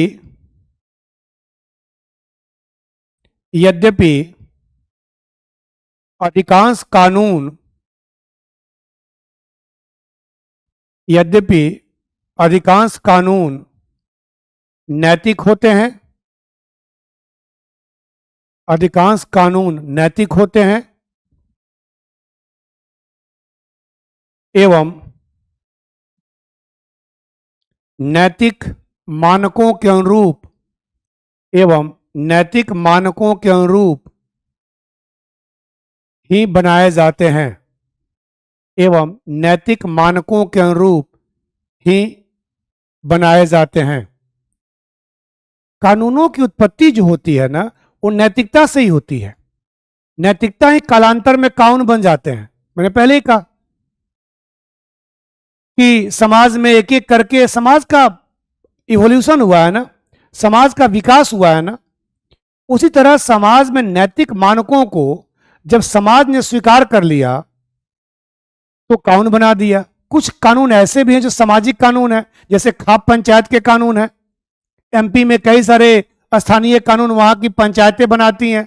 समगोत्री विवाह की बात हो, चाहे अंतरजातीय विवाह की बात हो, अंतरधार्मिक विवाह की बात हो, वो कानून कोर्ट के अनुरूप नहीं है, कोर्ट की चीजों का विरुद्ध है। लेकिन क्या है कि वो कानून होते हैं जिसका नैतिकता से संबंध हो भी सकता है, नैतिकता से संबंध नहीं भी हो सकता। यानी ये कह देना कि सारे कानून नैतिकता से ही होते हैं और नैतिकता ही कानून है, नीति शास्त्र ही कानून है, यह उचित नहीं होता।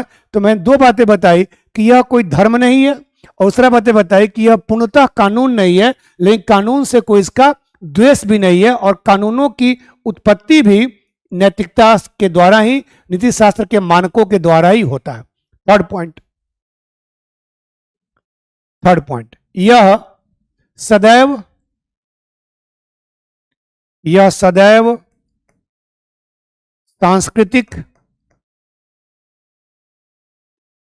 सांस्कृतिक मानकों, मानकों मतलब स्टैंडर्ड, मानक मतलब स्टैंडर्ड होता है, स्टैंडर्ड तय करना, सांस्कृतिक मानकों का अनुसरण नहीं करता, सांस्कृतिक मानकों का अनुसरण नहीं करता। लिखते रहेंगे आप लोग, यह सदैव सांस्कृतिक मानकों का अनुसरण नहीं करता। मतलब क्या हुआ इसका? इसमें एक्सप्लेन कोई नहीं करना है, सिर्फ समझ लेना है, लिखना नहीं है। क्या मतलब हुआ इसका? नीति शास्त्र जो है वो सिर्फ संस्कृति नहीं है। नीति शास्त्र में, ध्यान सुनना मेरे पास, कुछ लोगों ने लिखा था पहले यूनिवर्सल है, सर्वकालिक है, ऐसा नहीं है। नीति शास्त्र भी कहीं कहीं इसमें बदलाव भी हो जाते हैं, नैतिकता बदलती रहती है, नैतिकता समय के साथ, नैतिकता स्थान के साथ, नैतिकता धर्म के साथ, नैतिकता समाज के साथ भिन्न भिन्न हो जाती है। आज से 100 साल पहले, 1000 वर्ष पहले जो चीजें नैतिक थी आज अनैतिक है। ऐसे कई सारे एग्जाम्पल दे दूंगा। पहले पशुओं को मारना, लोग जाके जंगल में शिकार करते थे, नैतिकता, कोई कानून उसके विरुद्ध नहीं था। आज पहले पेड़ों को काटना, आज पेड़ को काटने पर, आज तो लवारिस अगर शहर में घूमते हुए कुत्ते को ही मारे, बिल्ली को ही मारे, तब भी कोर्ट आपसे संज्ञान ले सकता है। पहले बहुविवाह, बहुत सारी चीजें थी। पहले क्या था कि कई सारे चीजें, हाँ, जाति व्यवस्था, बहुत सारी चीजें थी पहले, वो समाज में स्वीकार्य थी। आज भले ही है लेकिन फिर भी अस्वीकार है। तो ये कहना कि नीति शास्त्र संस्कृति है, सांस्कृतिक मानकों के साथ चलता है, ऐसा नहीं है। संस्कृतियों में, पाश्चात्य संस्कृति में, भारतीय संस्कृति में, सब में परिवर्तन, अंतर है। कुछ चीजें वहां स्वीकार है, यहां स्वीकार नहीं है। आप भारत में देखो ना, हिंदू धर्म में, इस्लाम धर्म में अलग अलग मानक हैं, दक्षिण भारत में, उत्तरी भारत अलग अलग मानक हैं। हिंदू धर्म में खून का रिश्ता देखते हैं बहुत, 7 पीढ़ियों तक, तब जाके शादियां होती है। इस्लाम धर्म में कई समूहों में, वहां पर सिर्फ मतलब चाचा चचेरे, मौसेरे, फुफेरे में शादी हो सकती है। दक्षिण भारत में एक समुदाय है तमिलनाडु वगैरह में कि जहां पे मामा और भांजी के रिश्ते भी स्वीकार हैं। ये सच्चाई है। यानी नैतिकता जो है वो समाज के अनुरूप, धर्म के अनुरूप, संस्कृतियों के अनुरूप बदलती रहती है। ये नहीं कि जो पश्चात संस्कृति में और भारतीय संस्कृति में, ये नहीं जो प्राचीन संस्कृति में थी आज भी, ऐसा नहीं है। समाज में अपराध बढ़ा है, भ्रष्टाचार बढ़ा है, लेकिन समाज पहले से ज्यादा सभ्य हुआ है।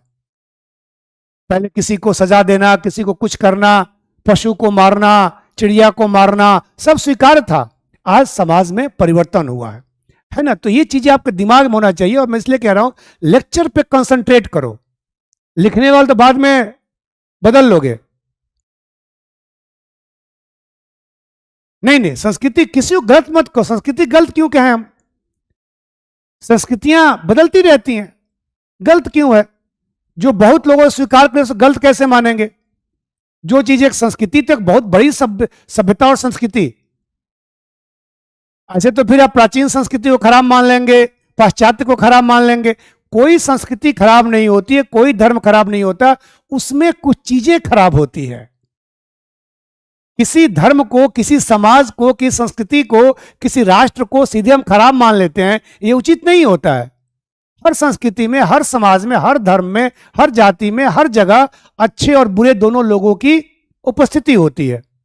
और आपको इनको समझना है। सिविल सेवक के अभ्यर्थी के रूप में जा रहे हैं और विषय आप एथिक्स पढ़ रहे हैं, तो आपको इन चीजों को, बारीकियों को समझना होगा, और यही आपके बड़े उत्तर में दिखने चाहिए। और मैं पहले ये कहा था कि आपके एक अच्छे इंसान बनने के लिए भी ये पढ़ाई बड़ी कारगर होगी। लेकिन आप लोग तो खैर अपने चीजों में उलझे हुए हैं। इसमें से 50% लोग देख रहा हूं कि वो या तो बहुत बिल्कुल जानते कुछ नहीं है या अनावश्यक चीजों में उलझे हुए हैं, तो नुकसान उनका होगा। फीस दे करके मस्ती करना तो आप लोगों को सीखे कोई। 10 रुपए का कोई सामान खरीदते हो और उसमें खराबी मिल जाती है तो आप लगते हो दुकानदार से लड़ाई करने, हंगामा करने, और यहाँ फीस दे करके मस्ती करना, तो ये तो आज के छात्रों का है। हजारों लाखों फीस दे करके और छात्र जो है अपने समय मस्ती करते हैं, कंसंट्रेट नहीं करते हैं, है ना। तो ये सब चीजें आपको ध्यान रखना है। तो इसमें कोई एक्सप्लेन नहीं करना है, ध्यान रखना है यह सदैव सांस्कृतिक मानकों के अनुसरण नहीं करता है, इसमें परिवर्तन भी होता है। ठीक है, चौथा पॉइंट लिखिए। इसमें एक्सप्लेनेशन नहीं था, यह अपने वाक्य अपने आप में एक्सप्लेनेशन है। यह पूर्णतः भावना नहीं होती। बहुत लोग उसको इमोशन से जोड़ लेते हैं। पूर्णतः भावना नहीं होती। इमोशंस का, भावना का सही गलत से कोई मतलब नहीं होता है। बिल्कुल, तो समय लगता है तो पढ़िए ना, कहाँ मना कर रहा हूं। तभी तो मैं कह रहा हूं समय की कीमत है, फीस तो कुछ नहीं है, समय आप वेस्ट ना करें। तो ये भावना नहीं, इमोशंस नहीं है। इमोशंस का नैतिकता से कोई मतलब नहीं होता है। भावनाएं जो हैं वो सही गलत की पहचान नहीं करती। भावनाएं तो भावनाएं होती है। भावना आप लिखवाऊंगा, भावना क्या है, भावना कौन है, नहीं भावना क्या है पढ़ना है। जब पढ़ाऊंगा मैं आपको मनोवृत्ति, सॉरी ईआई पढ़ाऊंगा, इमोशनल इंटेलिजेंस, भावनात्मक बुद्धिमत्ता, वह भावना की परिभाषा, भावना के एग्जाम्पल, आपकी भावना सही रहे इसके बारे में बातें करूंगा। ठीक है ना। तो जो एथिक्स है, नीति शास्त्र है, वो भावना नहीं है। भावना होती है हंसना, रोना, उदास होना, खुशियां मनाना, इमोशंस, जोश में रहना, कभी गुस्से में रहना, कभी तनाव में रहना, सब भावना है। इसका नैतिकता से, नीति शास्त्र से कोई मतलब नहीं है। ये ध्यान रखें, क्योंकि ये सही गलत की बात करता है। नीति शास्त्र अच्छे बुरे की बात करता है, उचित अनुचित की बात करता है, भावना की बात नहीं करता। इसमें एक लाइन लिख लो, इसमें एक लाइन लिख लो, इसमें लिखना नहीं था, इसमें लिख लो। यह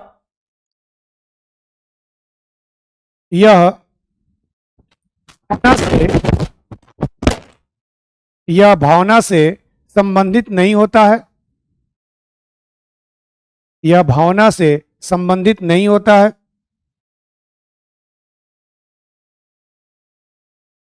अगला पॉइंट,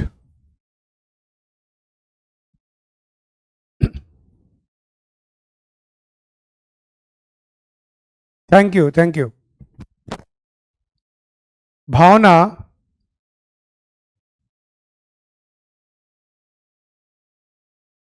भावना हमारी मन स्थिति है। भावना हमारी मन स्थिति है।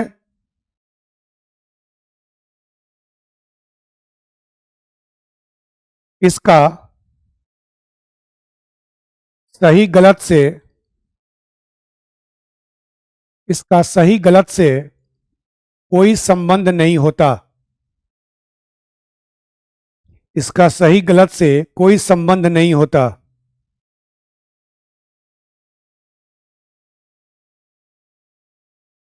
वैष्णवी ने बड़ा इमोशनल मैसेज किया है, सर जी आज की क्लास लेने के बाद मुझे अब लग रहा है कि मेरी तैयारी हो जाएगी। अभी तो मैं 2 घंटे भी नहीं पढ़ाया हूँ, मुझे 10-20 घंटे पढ़ा लेने दो, तब आप जिस जमीन पर उससे आसमान में आ जाओगे। क्योंकि पढ़ाऊंगा तो एथिक्स, लेकिन आपके अंदर ऊर्जा इतना भरूंगा और अनुशासित इतना करूंगा मैं कि आप क्लास में कंसंट्रेट होना सीख जाओगे। और कई ऐसी चीजें बताऊंगा कि अच्छा उत्तर कैसे लिखें, इंटरव्यू कैसे फेस करें, जब आपका मूड ऑफ हो, पढ़ने का मन न करे तो कैसे पढ़ें, कैसे उस मूड को ठीक करें। तो आप पढ़ें ना, आप पढ़ें, आप अपनी ऊर्जा ज्यादा इधर उधर चीजों में ना लगाएं। ठीक है, ठीक है, चलिए। तो ये आपने पढ़ा कि नीति शास्त्र क्या नहीं है, हमें भी जान गए। बहुत लोग धर्म से जोड़ लेते हैं इसको, ये धर्म नहीं है, ये कानून नहीं है, उनसे इसका बैर भी नहीं है, ध्यान रखें। सब चीजें रिलेटेड है, लेकिन नीति शास्त्र एक अलग विषय है जो कि बताता है एक लाइन में, फिर रिपीट कर रहा हूं, क्या सही है, क्या गलत है, क्या अच्छा है, क्या बुरा है, क्या उचित है, क्या अनुचित है, क्या करना है, क्या नहीं करना है, क्या करना चाहिए, क्या नहीं करना चाहिए। ठीक है, अगला हेडिंग लिखिए। नीति शास्त्र की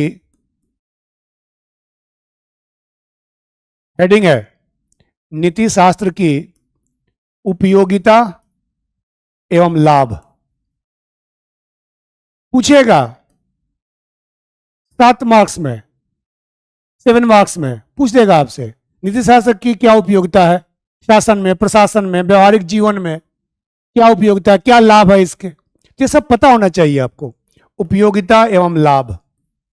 अभी तो चूंकि मैं शुरुआत किया हूं, उसके बाद मैं जब प्रश्नों को बताऊंगा कैसे प्रश्न लिखना है, आपको दूंगा कोई चीज 50 शब्दों में लिखवाऊंगा और कहूंगा 20 शब्दों में लिखो, और तब मैं जब बताऊंगा तो क्लैरिटी आएगी। मैं कई परिभाषाएं बड़ी बड़ी लिखवाऊंगा, लेकिन उन परिभाषाओं को आपको 20 शब्दों में लिखना होगा, और सब डेवलप करना है। मैं यहां दिखाऊंगा पेपर भी, आपका पेपर कैसे आता है जानते ही होंगे, किसमें कितना लाइन होता है, कैसे आपको व्याख्या करना है। तो मैंने कल भी कहा था कि मेरा उद्देश्य सिर्फ पढ़ाना नहीं है, मेरा उद्देश्य आपको इस एग्जाम के लिए एक बड़े मजबूत प्रतिस्पर्धी, एक बहुत मजबूत कैंडिडेट के रूप में प्रस्तुत करना है, ताकि आप औरों की तुलना में एक अपने आप को बेहतर कैंडिडेट प्रस्तुत कर सके, और एग्जाम देने जब जाएं तो ये दावा ठोक के जाएं कि हाँ मैं भी सिलेक्शन ले सकता हूं या ले सकती हूं। ये नहीं कि आप डिलेमा में रहें कि पता नहीं मेरा होगा या नहीं होगा। वो विश्वास की बात है, वो रणनीति की बात है, वो स्ट्रेटजी की बात होती है, जो हमें इस क्लास के दौरान ही चीजों को सीखना है। इसलिए मैंने कल भी कहा था मेरी क्लास बहुत लाइव होती है, जीवंत होती है, इसलिए अनावश्यक बातों को हो गया, और बैच चल रहे होंगे और क्लास उसमें कर लेना ना अनावश्यक बातें, क्योंकि वो सब विषय आता होगा आपको, हिस्ट्री, ज्योग्राफी, पॉलिटी सब थोड़ा आता है आपको, तो उसमें अनावश्यक बातें कर लोगे तो कोई दिक्कत नहीं होगा। यहां पे करोगे तो आपको दिक्कत होगा। ठीक है, हाँ भावना बताऊंगा, ब्रजेश में भावना पढ़ाऊंगा। भावना में किया गया कार्य नीति शास्त्र में आता है। देखो भावना ये नहीं कि भावुक हो गए कोई काम करे तो ना करे, भावना में बड़ी चीजें होती हैं, सहानुभूति है, समानुभूति है, दया है, करुणा है, बहुत सारी चीजें, ये सब पढ़ना है। भावना में अच्छा काम करते हैं तो नैतिकता है, नैतिक काम है। आप भावुक हैं तो लोगों का मदद करेंगे, नैतिक है। लेकिन भावना ही नीति शास्त्र ये नहीं कहा जा रहा है ना। यहाँ पे बताया गया है कि भावना नीति शास्त्र नहीं है।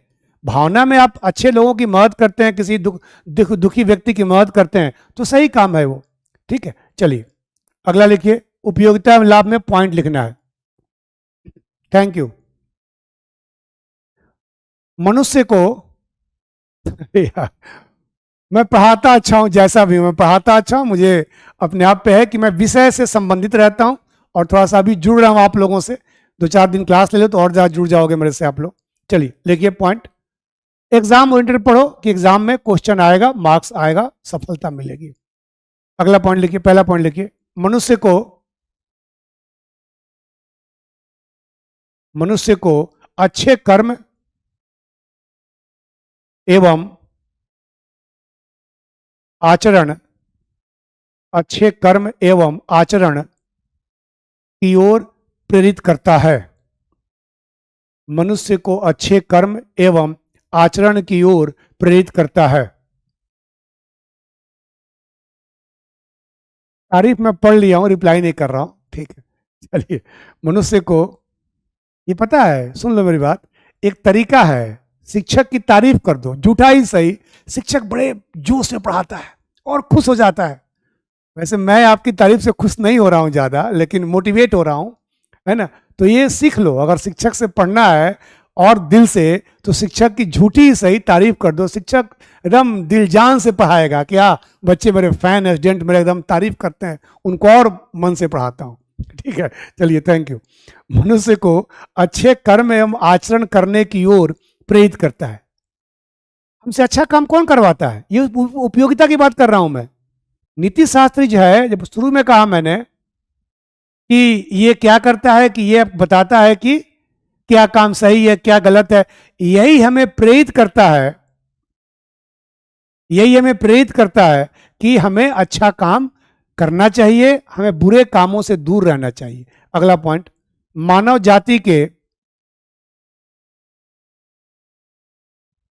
मानव जाति के चरित्र निर्माण में, करेक्टर बिल्डिंग में, चरित्र निर्माण में सहायक, मानव जाति के चरित्र निर्माण में सहायक।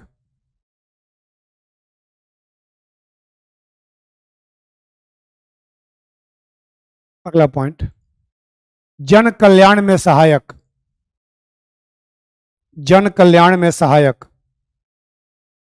यानी अगर सिविल सेवक, अगर राजनेता, अगर उनके अंदर नैतिकता होगी, नीति शास्त्र के सिद्धांत उनके अंदर होंगे, तो वो जन कल्याण करेंगे, वो संवेदनशील होंगे, वो भ्रष्ट गतिविधियों में शामिल नहीं होंगे। आजकल, कल तो यही तो मैंने कहा था, इस पेपर को लाने का कारण क्या है? मूल्यों का पतन, नैतिकता का पतन। नैतिक मूल्य नहीं है लोगों में, नेताओं में, व्यवसायियों में, उद्योगपतियों में, सिविल सेवकों में, कर्मचारियों में, सब लोग। हर व्यक्ति आज अपने लिए सोचता है, हर व्यक्ति अपने स्वहित की बात सोचता है, जनहित की बात, जन कल्याण की बात कोई सोच ही नहीं रहा है। और इसीलिए यह विषय लाया गया है कि आपके अंदर कुछ जन कल्याण की बातें आए। जब सेवा में आप जाएं तो आप सिर्फ अपने बारे में न सोचें, बाकी जन कल्याण के बारे में भी सोचें। लिखिए अगला पॉइंट, यह सामाजिक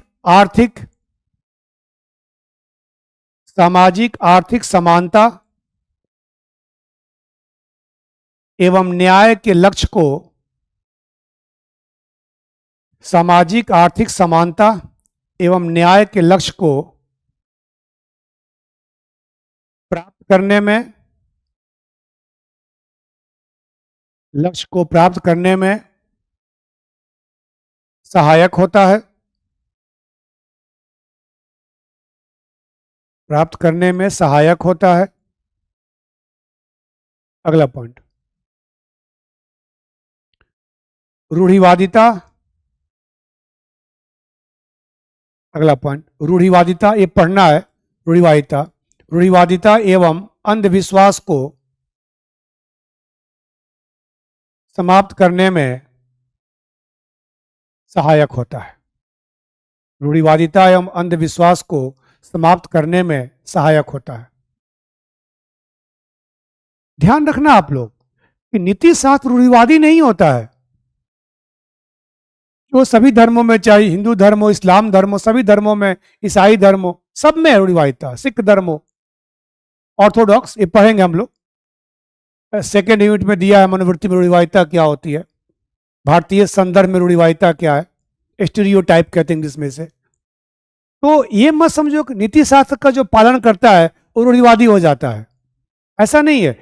यह नीति शास्त्र कोई रूढ़िवादी नहीं है, ये उल्टे रूढ़िवादिता को और अंधविश्वास को समाप्त करने में सहायक होता है। अगर आपके अंदर नैतिकता होगी तो आप अंधविश्वासी नहीं होंगे। आपको अगर नैतिकता की समझ होगी, आपको नीतिशास्त्र की समझ होगी, तो आप अंधविश्वासी नहीं होंगे, आप रूढ़िवादी नहीं होंगे, है ना। तो ये इसकी उपयोगिता है। और शासन प्रशासन में इसका उपयोग करके, अगर कोई पूछे शासन प्रशासन में क्या उपयोग है, तो नीति शास्त्र की समझ एक सिविल सेवक को, एक प्रशासनिक अधिकारी को ईमानदार बनाता है, कर्तव्यनिष्ठ बनाता है, समाज के कमजोर वर्गों के प्रति संवेदनशील बनाता है, भ्रष्ट गतिविधियों में लिप्त नहीं होने देता है, सामाजिक आर्थिक समानता और न्याय की स्थापना में सहयोग देता है। तो निश्चित तौर पर नीति शास्त्र एक समावेशी समाज की स्थापना के लिए बहुत सहायक है। नीति शास्त्र संवैधानिक लक्ष्यों को, जिसमें समानता है, न्याय है, इनको प्राप्त करने में बहुत सहायक है।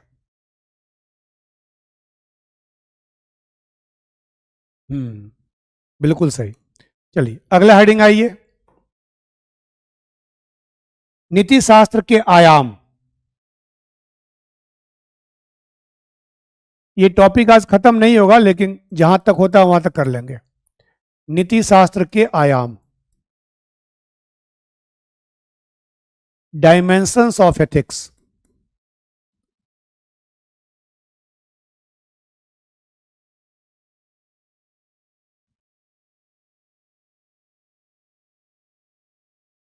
Dimension of ethics.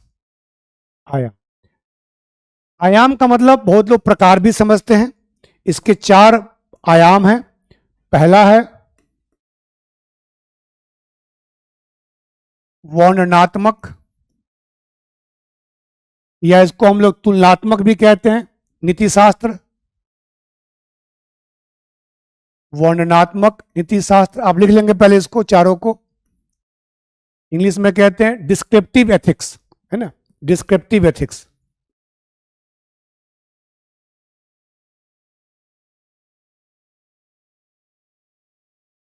Ethics. Second है अधिनीति शास्त्र,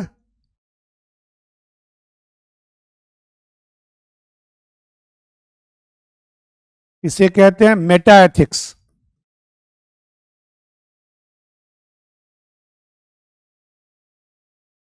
तीसरा है मानकीय नीति शास्त्र,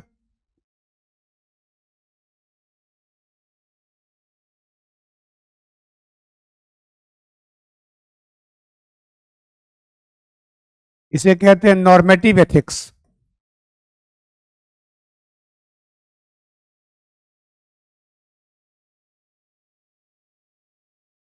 और चौथा है, आखिरी है, व्यवहारिक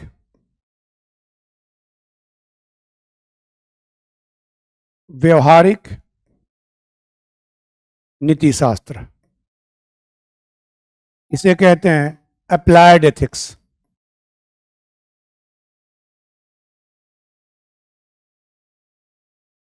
यानी एथिक्स के ये 4 डायमेंशंस हैं, या 4 शाखाएं कह सकते हो, या 4 ब्रांचेस कह सकते हो।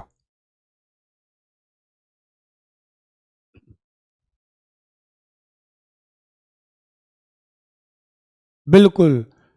और ब्रजेश से अच्छा इंसान बनाने की ही बात है।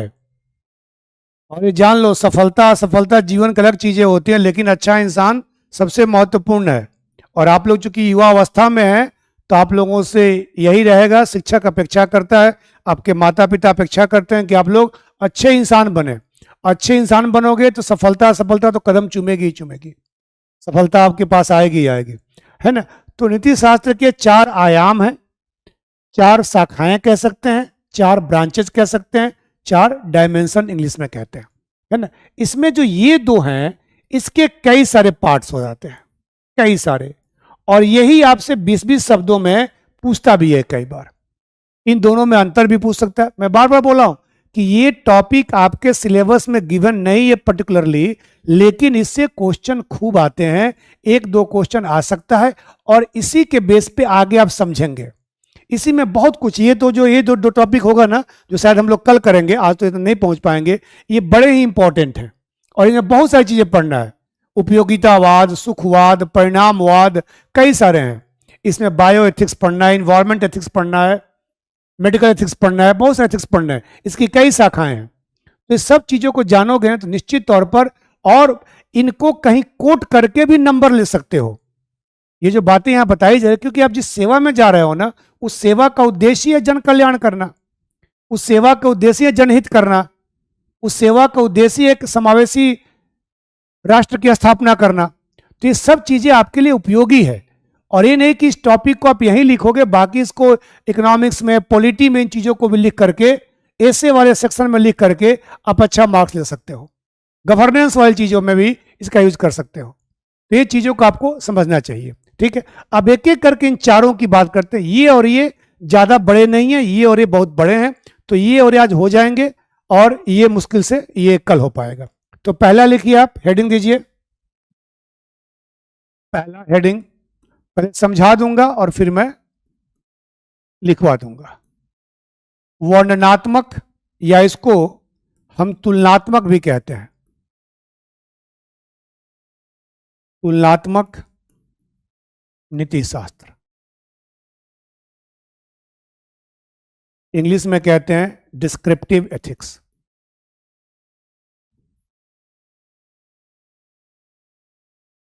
डिस्क्रिप्टिव एथिक्स ये बहुत पुरानी शाखा है, एथिक्स की बहुत पुरानी शाखा है। ध्यान रखना कि बहुत जगह आप देखोगे ना तो यही तीन ही मिलेगा, ये बहुत जगह नहीं भी मिलता है। इन सब बातों को सुनते रहो। थैंक यू इस्ता। तो ये बातों को सुनते रहो आप कि सर क्या बोले हैं, ये सुनोगे नहीं तो फिर समझोगे नहीं। मैंने क्या बोला कि ये तीन हर जगह मिलेगा, इसका बहुत कम जगह होता है, ये कई जगह, लेकिन एक एक लाइन में, दो लाइन में हम एक एक परिभाषा सबकी जान लेंगे। मैंने कहा क्या था क्लास के शुरुआत में, अगर याद होगा तो आप याद कीजिएगा कि एथिक्स जो है एक विषय है जिसमें कई स्कूल ऑफ थॉट हैं। स्कूल ऑफ थॉट का मतलब होता है कई विचारधाराएं हैं। एक विचारधारा ये कहती है, एक विचारधारा ये कहती है। एक विचारधारा कहती है कि इरादा को देखो, इंटेंशन को देखो, इंटेंशन अच्छा है तो काम अच्छा है।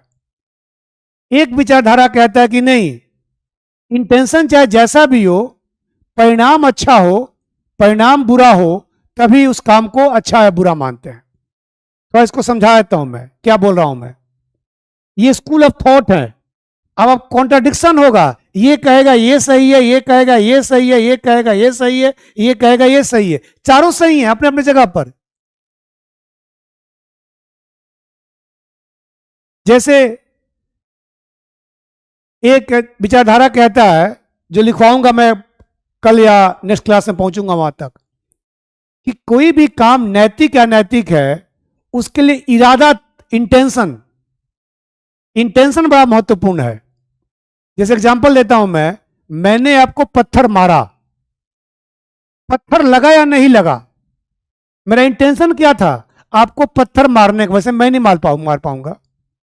हाँ, कंपेयर एथिक्स बोलते हैं, लेकिन कंपेरेटिव बोल सकते हैं। कंपेयर मत बोलो, कंपेरेटिव बोल सकते हैं उसको। कंपेरेटिव, तुलनात्मक को कंपेरेटिव भी बोलते हैं इसको। अरे सुन लो पहले मैं क्या बोल रहा हूं। कॉन्ट्राडिक्शन बहुत आएगा, पहले ही तैयार कर रहा हूं। फिर जो कल क्लास में आएंगे वो कहेंगे सर कॉन्ट्राडिक्शन तो हमने हो रहा है इसमें, आप यहां ये कह रहे हैं वहां ये कह रहे हैं, तो ये कैसे होगा। अब आज ही बोल देता हूं। मैंने क्या बोला, इरादा, इरादा तय करता है काम कैसा हुआ। एक कहता है जैसे मैंने आपको पत्थर मारा, वैसे मैं नहीं मार पाऊंगा। आपको लगा या नहीं लगा, मेरा इंटेंशन क्या था आपको पत्थर मारने का, परिणाम चाहे 0 आया, लेकिन ये काम क्या है, अनैतिक है। समझ रहे हैं मेरी बात। पत्थर आपको मारा, आपको पत्थर नहीं लगा, लेकिन फिर भी मेरा इंटेंशन क्या था, आपको पत्थर मारने का था और पत्थर नहीं लगा, तब भी ये काम अनैतिक माना जाएगा। पहली बात देखो एथिक्स कैसे कॉन्ट्राडिक्टरी होता है। दूसरा एग्जांपल लो, कोई घायल व्यक्ति सड़क पे एक्सीडेंट होकर गिरा पड़ा है, आप उसको अस्पताल उठाकर ले गए, लेकिन उसकी जान नहीं बच पाई, परिणाम क्या आया, 0 आया, फिर भी आपका काम क्या कहा जाएगा, एथिकल कहा जाएगा, नैतिक कहा जाएगा। तो परिणाम चाहे 0 आए, उसको आपको एथिक्स ही मानेंगे, एथिकल मानेंगे। तो नीति शास्त्र जो है ना बहुत व्याख्या करता है, और इसलिए मैं कहा 3-4 घंटे पढ़ोगे ना तो बहुत सारी चीजें क्लियर होंगी धीरे धीरे करके। ये बहुत सारी चीजें क्लैरिटी आएगी अभी। और जो आप जानते हो, बहुत सारी बातें इसमें जानते हो आप, उनको मैं क्लियर कर दूंगा यहां पर, उनको मैं स्पष्ट कर दूंगा ताकि एग्जाम में आप उसको लिख सको। ठीक है। तो ये जो स्कूल ऑफ थॉट्स हैं, ये जो विचारधाराएं हैं, ये अलग अलग चीजें जो हैं बताती हैं, और हमें उन्हीं को समझना है कि एक विचारधारा ये कहता है, एक विचारधारा वो कहता है, दोनों सही है। महावीर भी सही है, बुद्ध भी सही है। एक आत्मा को मानते हैं, एक नहीं मानते हैं, एक पुनर्जन्म को मानते हैं, एक नहीं मानते हैं। गलत कोई नहीं है। कबीर भी सही है, तुलसीदास भी सही है। कबीर निर्गुण है, तुलसीदास सगुण है, दोनों गलत थोड़ी हैं। कबीर ने निर्गुण ब्रह्म की बात की है, तुलसीदास ने सगुण ब्राह्मण की बात की है। तुलसीदास ईश्वर की मूर्ति को पूजा करते हैं, कबीर मूर्ति पूजा में विरोध करते हैं, लेकिन दोनों क्या गलत है, दोनों विचारधाराएं हैं। आपको ये समझ लेना है दिमाग में अपने कि एक बात एक जगह काटेगा, एक जगह सही करेगा, और यही आपको समझना है। ये अगर समझ गए तो इस विषय को समझने में आपको आसानी होगी। तर्क करना सिखा देगा। हाँ, ये इसका शुरुआत में नाम ही है तर्कशास्त्र है, उसी से बाद बनता है दर्शन शास्त्र। तर्कशास्त्र भी दर्शन शास्त्र की शाखा होती है। तर्क करना, सही गलत के बीच तर्क करना आपको पढ़ना है। एथिकल रीजनिंग, नैतिक तर्क, ये भी सब टॉपिक दिया गया है। सब सिलेबस के एक वर्ड याद है मुझे। नैतिक तर्क भी पढ़ना है, एथिकल रीजनिंग दिया हुआ सिलेबस में आपके। नैतिक दुविधा भी पढ़नी है, बड़ी दुविधा में फंसेंगे आप लोग, उन सब चीजों को यहां पढ़ाया जाएगा। तो ठीक है, तो पहले हम लोग लिखें वर्णनात्मक या तुलनात्मक नीतिशास्त्र, इंग्लिश में डिस्क्रिप्टिव या कंपैरेटिव एथिक्स भी कहते हैं। लिखिए इसमें थोड़ा सा, यह फिर समझाता हूं, यह नैतिकता के बारे में, यह नैतिकता के बारे में लोगों की विश्वासों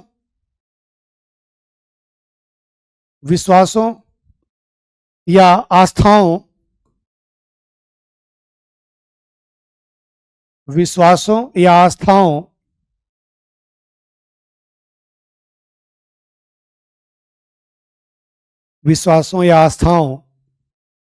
का अध्ययन करता है।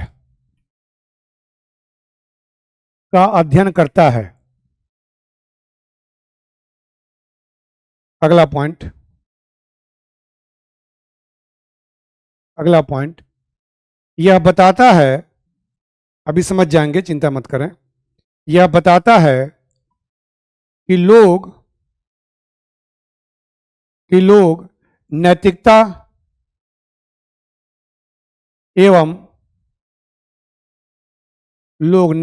एवं मूल्य के बारे में क्या सोचते हैं। नैतिकता एवं मूल्य के बारे में क्या सोचते हैं, अर्थात लोग किसे सही मानते हैं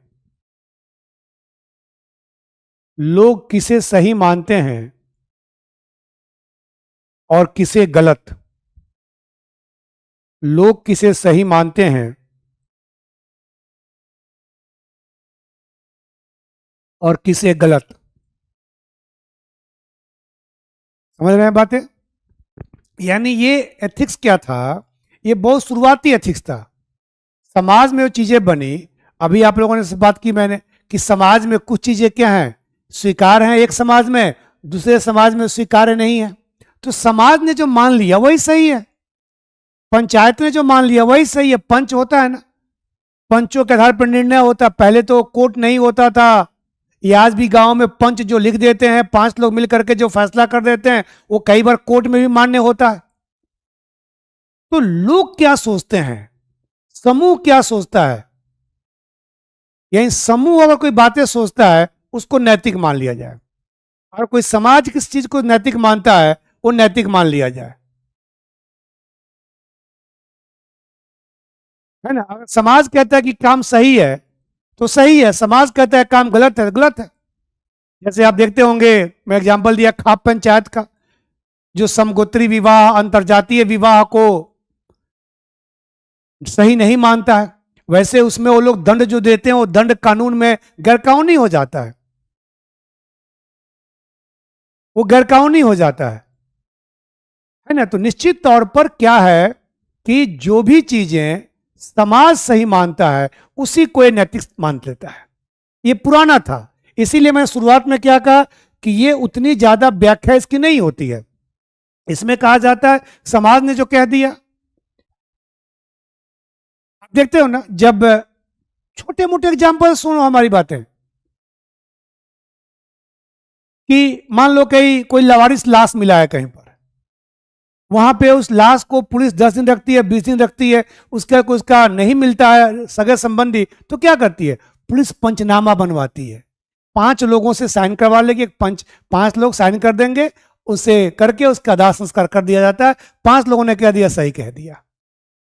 ये क्या है, लोग। एग्जाम्पल दिया मैं, सब चीज एग्जाम्पल जोड़ना मत, समझाने के लिए कि जो लोग मान लिए सही, जो समाज मान लिया सही, वो सही हो गया, जो समाज सही नहीं माना वो सही नहीं हुआ।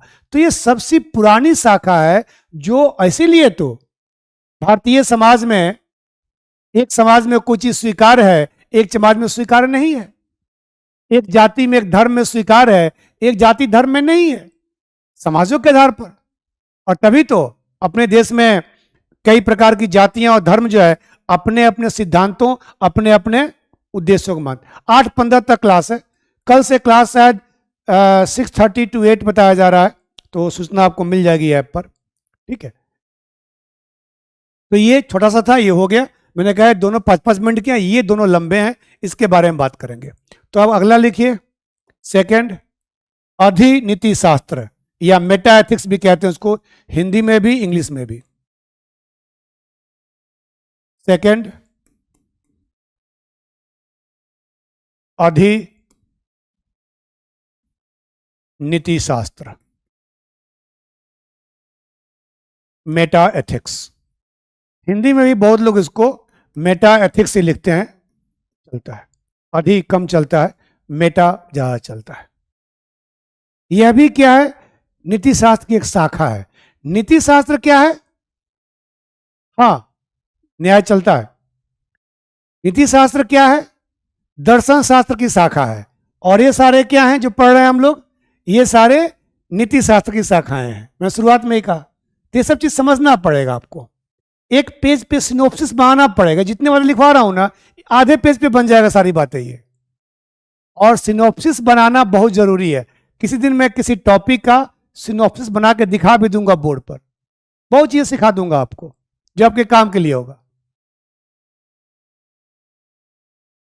ठीक है, लिखिए इसमें, यह नीति शास्त्र की एक शाखा है।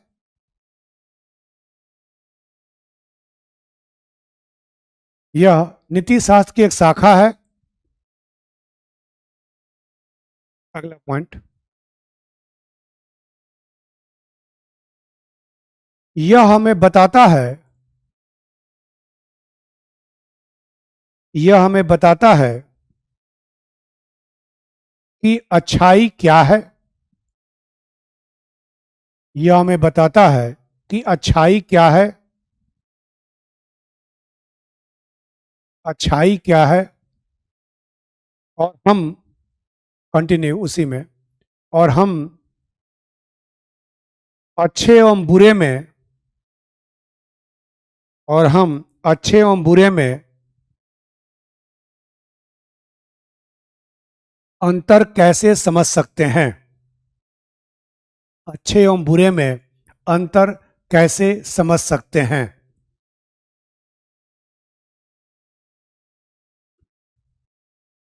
अगला लाइन लिखो, अगली परिभाषा, अगला मतलब एक्सप्लेनेशन, तब समझ में आ जाएगा पूरा।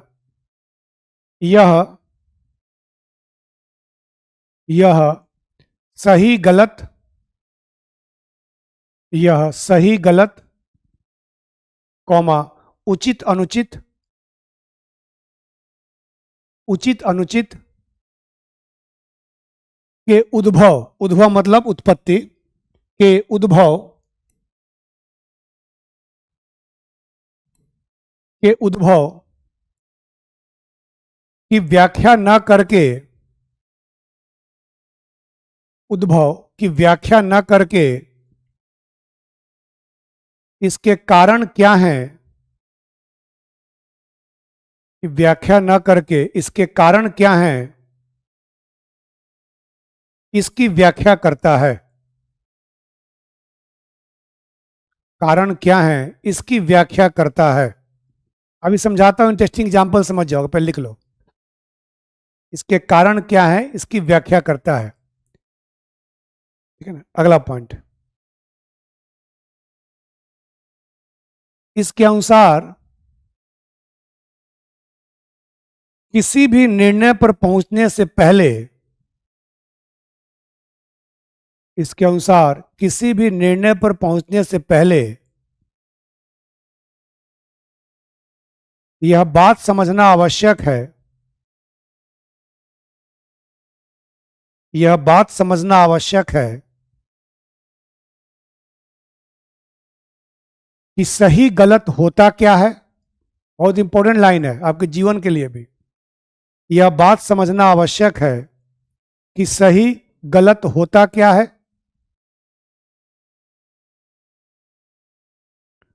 क्योंकि क्योंकि सही गलत क्योंकि सही गलत व्यक्तियों सही गलत व्यक्तियों, समाजों, संस्कृतियों, व्यक्तियों, समाजों, संस्कृतियों, परिस्थितियों परिस्थितियों के अनुरूप परिस्थितियों के अनुरूप बदलते रहते हैं। परिस्थितियों के अनुरूप बदलते रहते हैं। सही गलत व्यक्तियों, समाजों, संस्कृतियों, परिस्थितियों के अनुरूप बदलते रहते हैं। अब फॉर एग्जाम्पल समझ लो इसको, इंटरेस्टिंग एग्जाम्पल से। सही गलत बदलते हैं व्यक्ति के अनुसार, समाज के अनुसार। अगर मैं आपको घर में बंद कर गिरफ्तार कर अरेस्ट कर लूं तो, और पुलिस वाले आपको ले जाए पकड़ के, तो दोनों में अंतर है। आपने कोई चोरी की अपराध किया है, तब भी आपको घर में बंद करने का अधिकार मुझे नहीं है, लेकिन दूसरे व्यक्ति को अधिकार है। मैं आपको दंड दे दूं, आजीवन कारावास, मृत्यु दंड, पंचायत आपको दे दे, वो स्वीकार नहीं है, लेकिन कोर्ट अगर दे, वो भी तो इंसान ही है जो आपको मृत्यु दंड तक दे सकता है। यानी क्या कहा? व्यक्तियों के अनुसार, परिस्थितियों के अनुसार सही गलत बदलते रहते। ये कहता है किसी सही गलत मत देखो। सही गलत किसने किया? किसी आम आदमी ने किसी को अरेस्ट किया, किसी को थप्पड़ मारा, किसी को दंडित किया, वो गुनाह है। भले वो अपराधी क्यों ना हो, भले वो चोर क्यों ना हो, भले वो बलात्कारी क्यों ना हो, भले कि मर्डर क्यों ना हो, लेकिन वही कोर्ट करेगा, पुलिस करेगा तो वो स्वीकार है। ये इंसान तय करते हैं, पोजीशन तय करता है, परिस्थितियां तय करती हैं। देखो, एक ही हत्या के कई दंड होते हैं। एक होता है गैर इरादतन हत्या, एक होता है आत्मरक्षा में हत्या, और एक होता है क्रूरतम हत्या। तीनों के दंड अलग अलग हैं। हत्या तो हत्या है। आपकी गलती से आपने अपना गन साफ कर रहे थे या गन लेके चल रहे थे, गलती से दब गया और कोई व्यक्ति को घायल हो गया, मर गया, उसमें कोर्ट आपको कम सजा देगा, क्योंकि उसे कहेंगे गैर इरादतन हत्या। किसी को आपने एक मुक्का मारा, वहीं गिर के मर गया। कैसा होता है दुर्घटना, ऐसे कई लोगों के साथ सुनने में आता है। उसमें कोर्ट जो है, हत्या तो हुई है, लेकिन कोर्ट आपको दंड कम देगा। आत्मरक्षा में हत्या, आप पे कोई हमला करा, आपने उस पर प्रहार कर दिया, उसकी मृत्यु हो गई, कोर्ट आपको कम दंड देगा। लेकिन आपने जानबूझ करके इंटेंशनल किसी का मर्डर किया है, किसी छोटे बच्चे का रेप करके मर्डर किया है, सब में मर्डर ही हुआ है, सब में हत्या हुई है, लेकिन सबके दंड अलग अलग हैं। हत्या तो हत्या है, लेकिन परिस्थितियां तय करती हैं। ये एथिक्स कहता है कि आप हत्या मत देखो, आप परिस्थितियां देखो। एक बॉर्डर पे खड़ा सैनिक, वो हत्या करता है, वो तो बंदूक और मिसाइल मारता है, तो उसको दंड मिलेगा क्या? नहीं मिलेगा। हत्या तो वहां भी हो रही है। तो ये कहता है कि सही गलत मत देखो, सही गलत होने का कारण देखो। और यही एथिक्स समझाता है कि गलत तो हुआ, हत्या तो हुई, लेकिन हत्या की परिस्थितियां क्या थी? दंड तो दिया, किसने दिया? हिंदू समाज में अगर चचेरे भाई बहन शादी कर लेते हैं, उसको अपराध माना जाता है, लेकिन इस्लाम समाज में नहीं माना जाता है ना? तो ऐसा है। तो ये चीजें आपको देखना है, समाज, परिस्थितियां, व्यक्ति तय करता है कि क्या सही है, क्या गलत है। चोरी करना पाप है, लेकिन भूख से तड़पते हुए बच्चे की जान की रक्षा के लिए अगर आपने दुकान से 2 समोसे चुरा लिया, तो वो उतना बड़ा पाप नहीं है। पाप है, कम है, अनैतिक है, कम अनैतिक है। तो परिस्थितियां तय करती हैं, व्यक्ति तय करता है। कि कोई चीज सही है या गलत है। यानी ये जो नीतिशास्त्र था, ये कहा कि समाज ने जो कह दिया, जो समूह ने कह दिया, वो बातें सही है या गलत है।